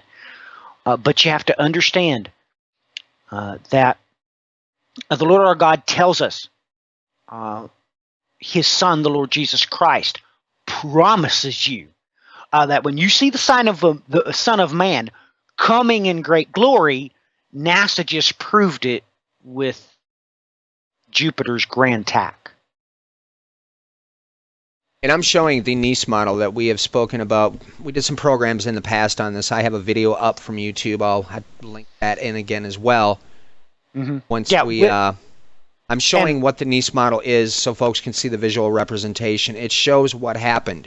Plato spoke about this in, the infamous Atlantis story on top of it, where it was relayed to him from the priest in Egypt. And yes, now they found documentation behind how it is that priest in Egypt was able to bring forth what he did. There's documents there in Egypt. Now they know the whole story. Nonetheless, he's told that these events have happened many times in the past. You retain this in your story of Phaeton.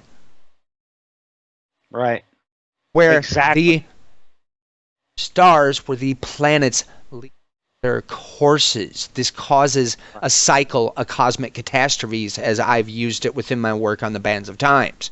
The Nice model is the absolute perfect illustration, and yes, folks, planets leave their orbits. We have to stop and wonder here, about... I'm sorry, I'm trying to get this over quick. I don't want the next video coming in. Nonetheless, folks, we've talked about this in times past. It happens... It's happened a multitude of times.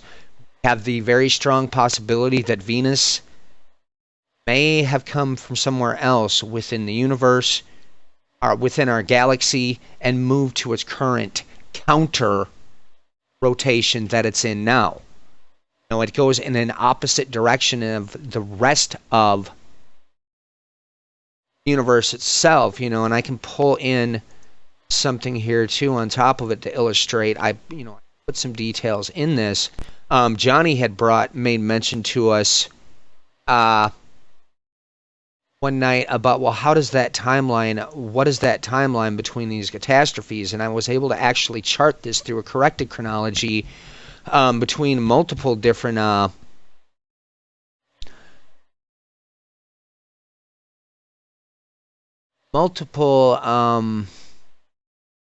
sources, essentially. Like I said, there's been a lot of work through many different cultures, either being related, for instance, with the new chronology, and there's been other people throughout the world that have also brought this into equation.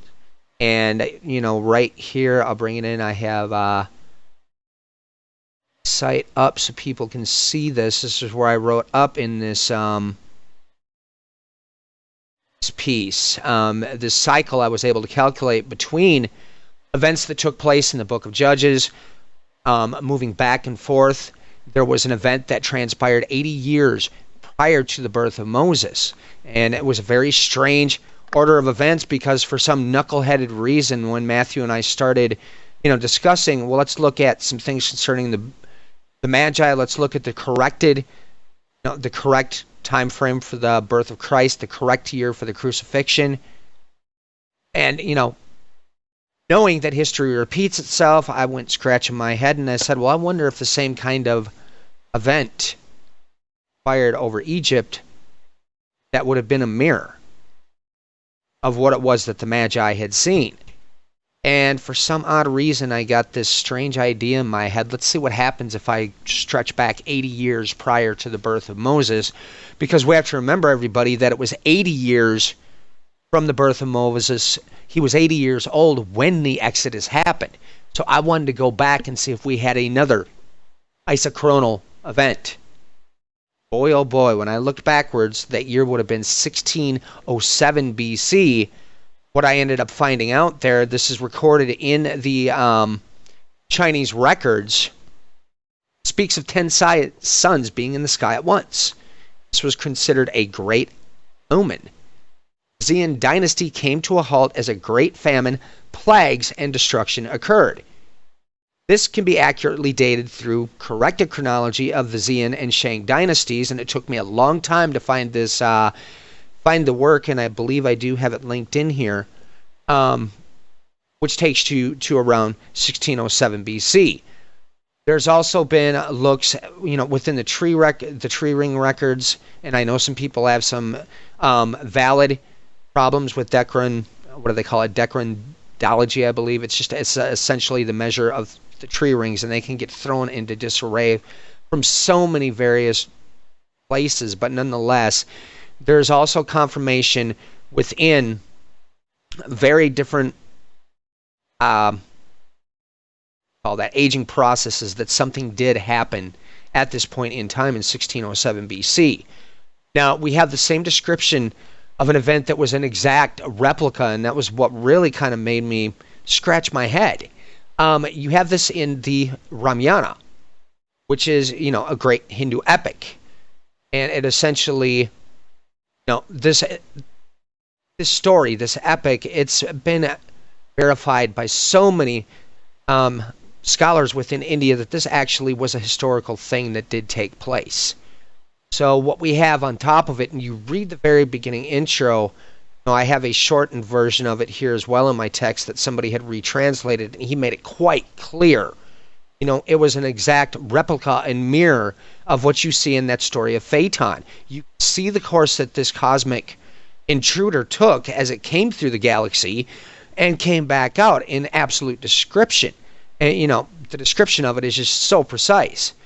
And what you have in this story is, once again, you have this 10-headed Ravana, which is different from the villain, the human being villain, as opposed to where they deified this variant because of it being a celestial event.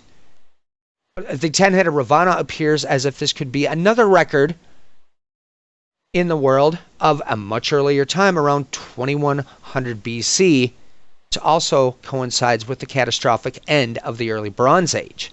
And I have a couple of links in here for those that want to take a look at the early Bronze Age collapse so they can understand that. And I go on to explain in here that Ravana is the primary antagonist in the Hindu epic Ramayana, where he is depicted as Rakasha, the king of Sri Lanka. And now it goes on to explain this, but nonetheless, we also have in the book of Judges that the stars fought from their course. This fell in an 8-year window after the approximate calculation of 130 years between events to now we have it go into the realm of possibly 138 years. This is very hard to make absolute measurements because you got to understand is, like, for instance, very comet bodies and so forth come into the galaxy, their orbits can be changed as they come in, be it if it gets in the rotation of another planet, such as what Matthew explained when we had the Shoemaker-Levy event where the comets slammed into Jupiter. Trying to measure the orbital patterns of comets can be very difficult. So you're looking at windows. You cannot get an absolute precise time unless somebody in ancient times kept the record. And it's as I bring up early in here, on top of it too, that we've got the Mahabharata War.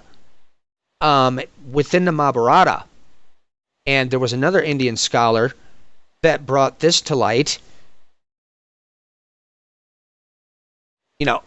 I'm going backwards in the article. That's just classic. Essentially, we've got these cycles between catastrophes. As I said, you're looking at a roughly 130-year time span. And when you backdate from the Mahabharata War, there was a twofold omen that was observed where two separate comets, dark in color, with copper contained within, burning red. Now, as I stated, once again, there was a scholar in India in the Sanskrit language, and he states flat out in a video, which I would love to be able to track down again. I probably have it marked somewhere, where he points out, folks, look, this is saying right here in the text, there was a red burning comet that came whipping through. Okay, with this event were these 10 heads, these 10 suns. Now, when we see a meteorite, for instance, like we had happen in Russia not too far back here when that massive meteorite event transpired that everybody was able to see the videos of worldwide, it came in, you could hear the massive explosion, you could see the pieces breaking off as it entered into the atmosphere. Okay, it's quite easy to understand now why it is that they state we saw this 10 suns. We saw this Ravana with these 10 heads. Okay, we're getting the same parallels over and over here again, and just like I brought out, Phaeton, for instance, Plato. These stories are recorded worldwide, folks, and it's not as if documentation isn't there, and I've noticed Graham's been using this terminology. This originally, Immanuel Velikovsky was even saying that this mankind is in a state of amnesia. Mankind doesn't recall these events that happened. And so it gets important here. The reason I brought the 130 in, we were just talking about Venus, and I'm proposing something that I spoke to Matthew in private about, and I might as well say it here in the open because it just kind of went here. You look at the varied calendars that are used throughout the world. The Mayan is the easiest one to lock down. They have a measurement of 260 that ties in with Venus, which strikes me as very odd, the fact that I was able to trace and get this exact timeline of these major catastrophic events that seem to repeat themselves early in history, every 130 years. It strikes me as very odd that the Mayan themselves were singling out this 260 time frame. When you slice that in half, you've got the 130. Do I absolutely know what to make of this right now? No. But is the fact that it remains and it's documented? I just sort of showed everybody. So, Matthew, I've rambled again here. It's your turn to ramble. No, I think we're done rambling. We have covered such a fantastic amount of information because today the video apparatus has translated very well. We've been able to explain once again in highly detailed fashion that what the Lord our God gave us was His Word. But just take note there when Brian interjected. I'll finish my thought. I haven't forgotten it. I know it. The Lord your God tells you this.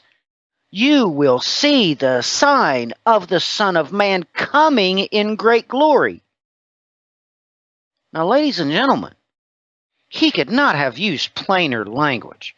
Because the Chinese, the Japanese, the Nordics, the Spanish, the Maya, the Aztec, there's only one sign of the Son of Man. Doesn't matter what time or what culture you to go to, that's Jupiter. He literally came out and told you Jupiter's going to leave from his mornings and come inbound. That's exactly what he said. So now when we look at when time goes topsy-turvy, war in heaven is not only spiritual, it's physical, ladies and gentlemen. The good and the bad angels fight.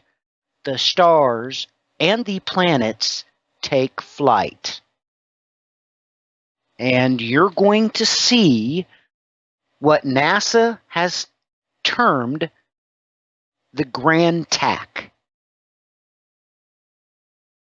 You're also going to see that broadcast that Brian and I did on the Nice model was absolutely off the charts prophetic, and we had no idea.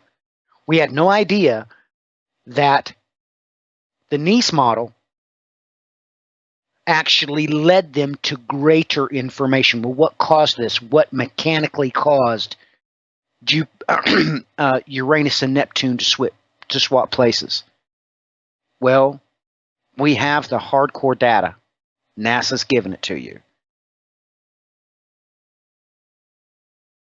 Well, you've already got a warning with Jupiter's 21-gun salute. Well, and on top of it, too, Matthew, did you point out that now the astronomers have accepted this model because it was theoretical before. Now they are stating it's absolute fact. Yes, it is.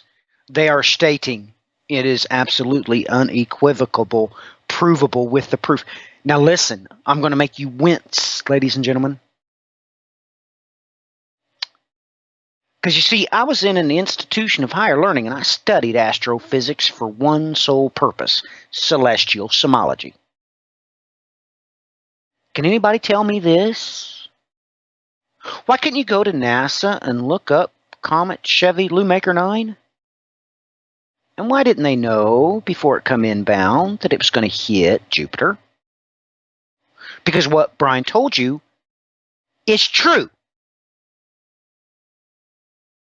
All they can do is say, by the way, Halley's Comet is going to come back, in 75 years. They cannot tell you what course that comet will take. It all depends on if the sign of the Son of Man grabs it in its gravity well, or the sign of He who sitteth upon the throne, if it grabs it in his gravity well. Uranus, Neptune, it's a wild card. One thing's for sure, this is proof beyond any shadow of a doubt. Jupiter is hit with interstellar media 200 times more than planet Earth every single year. Every single time you see the second hand click forward, Jupiter takes on mass. Jupiter takes on mass. You're going to see the word of the Lord your God come true. And when you do, oh, it's going to scare you witless. Just man. What are you going to do after all this Western classical education you have achieved? And all of a sudden you look up and Jupiter gets bigger and it gets bigger. And what does God say you're going to do? Your hearts will faint for fear what is coming upon the earth. Okay? That's what you're going to do. Exactly what the perpetuator of the promise said, the Lord Jesus Christ. That is your Savior. What he said is exactly what's going to happen. Jupiter is going to leave its mornings and she's going to come in attack. That is actually a sailing term. Please look it up. Brian right now is displaying to you the itemization of the grand tack. That's what it is. It's in reference to sailing. Jesus Christ told his children, you're going to see the sign of the Son of Man come in great glory. Now look, fortunately enough, this is an isochronal event. And fortunately enough, the sign of he who sitteth upon the throne, and it's so wonderfully marvelous that his sign, though it be smaller in diameter, it is crowned with glory of the rings of Saturn. It is his sign that prevents destruction. It pulls the sun back out into its proper place. You're going to see this. NASA has only discovered that God was telling you the truth. That's all they've done. Nothing more. That's the only thing I've done. That's the only thing Brian's done. That's the only thing we've all done. The only thing you can do is prove that what God was saying was true. Everything else is a false hope and a false assumption. I hope we've got your attention tonight. And I hope these visual aids have helped you to understand why Gabriel could only see as far as 1,335 days. He couldn't see that because he knew that the sign with which he represented is going to get kicked into place in Revelation chapter 16. He couldn't see past that. Do you understand? That's why he only gives you a description of the first part. You see, ladies and gentlemen, Gabriel is limited. He's not allowed to know the details or the names of those angels, his brothers, which will rebel. I'm sure he has a clue, but he does not know.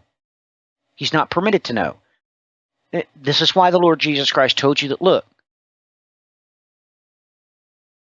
man can't know, the angels don't know, even the Son don't know.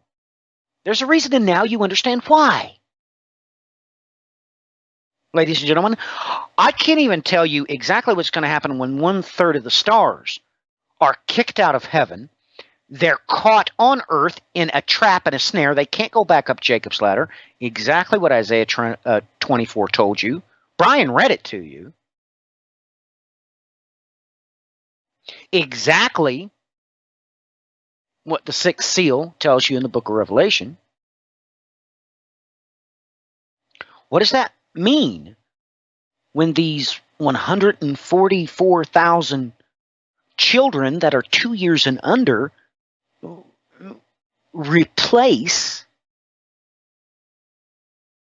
1/3 of the princes in heaven? What does that mean is going to happen in heaven? As in the constellations.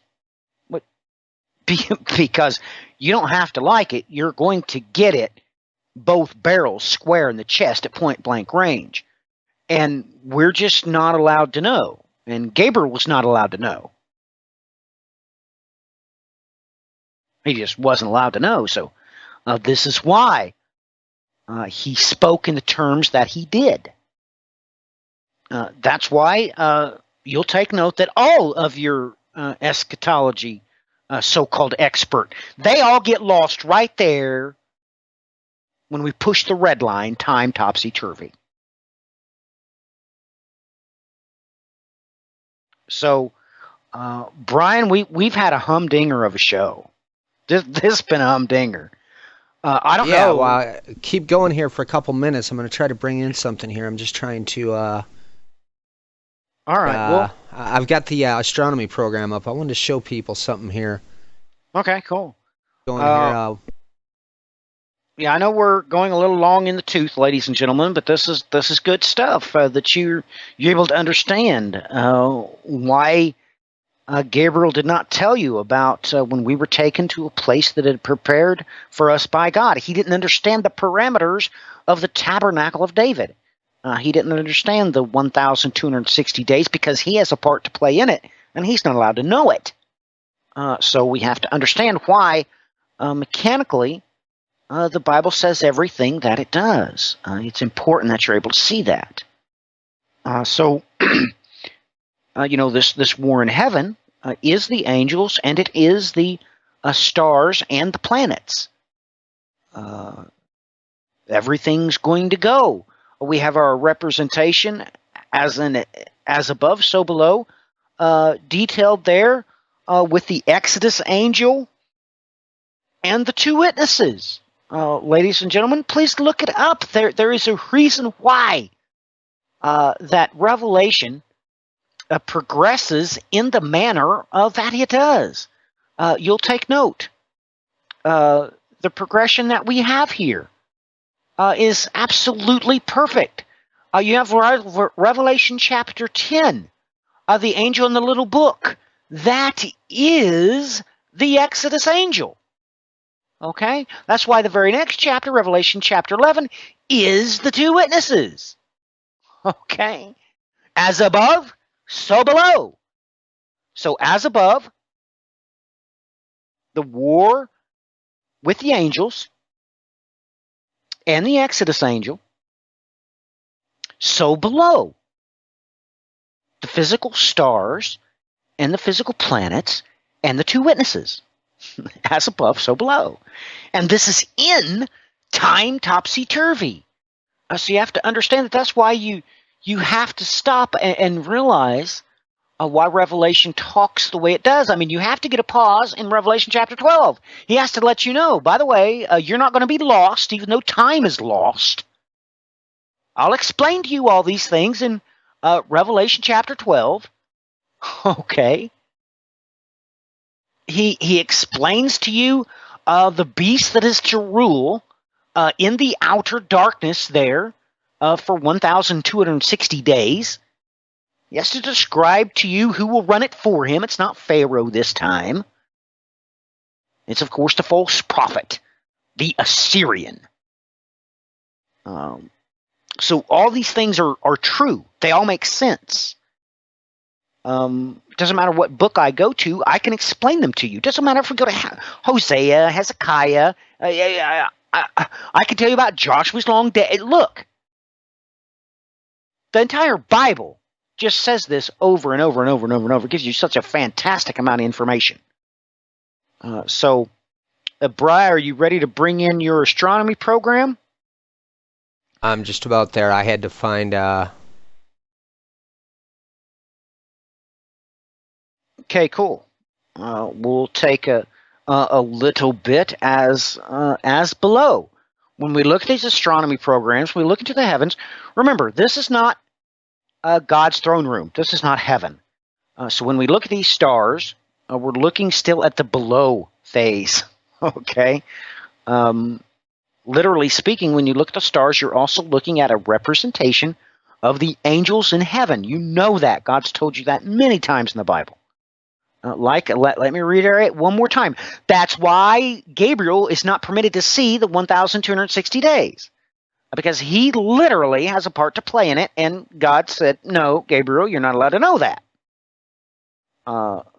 He's not privy to that information, because if he was privy to it, it would be a lawful thing for the entire host of heaven to be privy to that information. Okay? So that's not permitted. So, I know it's probably a shock to a lot of your systems. It makes sense. The Bible makes sense. It is not designed to confuse you. You get that from your so-called eschatology experts. I said so-called, and that's exactly what I meant, because that's obviously not what they are. But now... I'm starting to ramble on as we've gone a little long. And I just luckily got it in here. Okay, so I'm passing it over to you. Yep. Well, I just, man, oh man, you probably scold me on this one.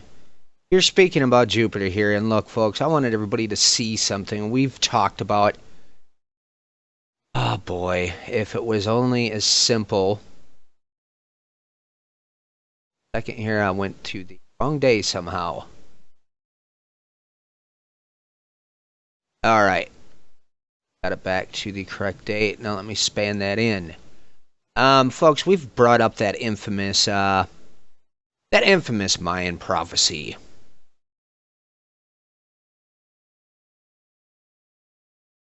Okay, why is this suddenly not? Okay, now it's in there. Well, we're going to start here. Well, go back.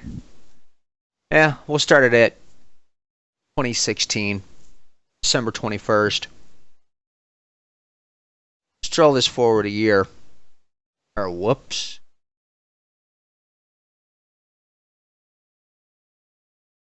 This program, it's one I've had for a few years, but have not used a whole lot. Now let's move it ahead a year. And for some reason, god darn it, just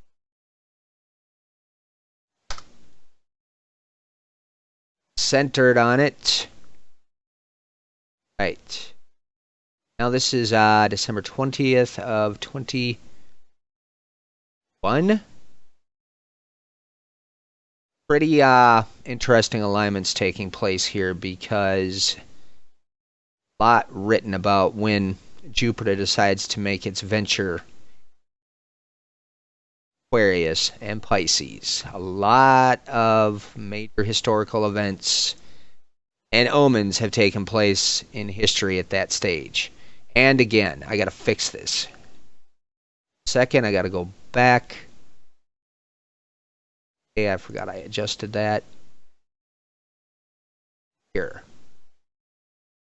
Step. Again, here we've got straight into Capricorn. So forth. That's 2021. Scroll forward again. 2. And this is where the big alignment starts to take place. I'll have to find that documentation again. We could almost go into an entire... So folks, you know, I just want everybody to kind of see a little bit something. Venture into something we've talked about many times in the past. So now you get to see it through the astronomy and on the video. Matthew, I'm going to take her back over to you. It's your turn to do what needs to be done. About time we probably close this episode out. Yeah, it is. It is probably time we do that. I will go ahead and switch over to my video. I guess we'll just do this proper. No reason to end on blank pages, ladies and gentlemen. It's good for the Brian I to be with you. It is. It's good for us to be with you. I seen there in the constellations everything that I needed to see. I saw the sign of his sheep. I saw the sign of Primus Resurrexit there, Capricorn, the capricious suns. I got to saw the Moshiim there, as that is the sign of Aquarius. One more time, of course, Gemini is also the sign of his rod of iron, with which he will rule with. That's the combination of the 244,000 put together into a rod of iron. I remember I described that earlier. When Jesus comes back, the Moshiim, the 144,000 children will be in heaven. The 144 of the first resurrection, they will be ruling with Christ on earth. They will rule with him, and they will be our princes here on earth. That very reason, of course, that the angels fell in Genesis chapter 6 and created the Nephilim. That's who they wanted to rule over us. So really, it brings into stark contrast Isaiah chapter 26, which I read for you there from verse 12 to 21, describing those events, the reasons why. But there you see Aquarius, of course. Just take note that Aquarius was taken to heaven in the form of an eagle. God took on the form of an eagle. You could see it on, I've made a lot of display of those audio and visual aids, especially with the Budweiser campaign that they did. I can't remember if that was in the 70s or in the 80s, depicting when Ganymede, the Moshim, was taken to heaven as an eagle and as a replacement for the woman there that was the cupbearer of the gods. He becomes the cupbearer of the gods. That's described there in celestial symbology, there interpreted by mythology of course, the Greco world. So I saw everything there. It all makes sense to me. The only thing that it pains me that you couldn't see is I always put on my programs both the equator and the ecliptic. And you could see that Jupiter there, when it was in Pisces there, when Brian showed you that was the pivot point in the heavens, is what that was. That was the difference between the equator and the ecliptic. There's going to come a time when the Queen of the South will rise. That's, of course, when we go to 0 degree axis. There, God is both speaking of Sheba. He's also talking, of course, about Virgo. And you understand that when she rises, the equator and the ecliptic is going to be the same. So, well, I don't need to go into that. We need to end this. I think we've shared enough information. I'm really pleased this time that Brian tells me it's gone pretty well. So Brian, let's end this dude. As for me, Brian will probably sign us out. But hey, till next time, ladies and gentlemen, God bless. Godspeed. Thank you, everybody, again for joining us for this live broadcast, and luckily for the archives. Been good fun. We've covered a lot of material here tonight in this rather impromptu test again, which actually worked for a change. We will be continuing to do this when time allows. Got a lot of ideas here. There's a lot of things I would like to cover, or rather recover, that we've done in the past, which would be very helpful for people to have the visual aids go along some of these things we've spoken of in the past. There's a piece that we did not too far back concerning Khorasan, but there was a lot of information that went into that concerning what Matthew just brought up about the Queen of the South and Nineveh. There's some very interesting geographical time nautical mile measurements that are quite mind-boggling, and I'd love to be able to get those actual Google Earth up and show everybody that in real time. That'd be good stuff. Thank you again for joining us. Till next time, God bless.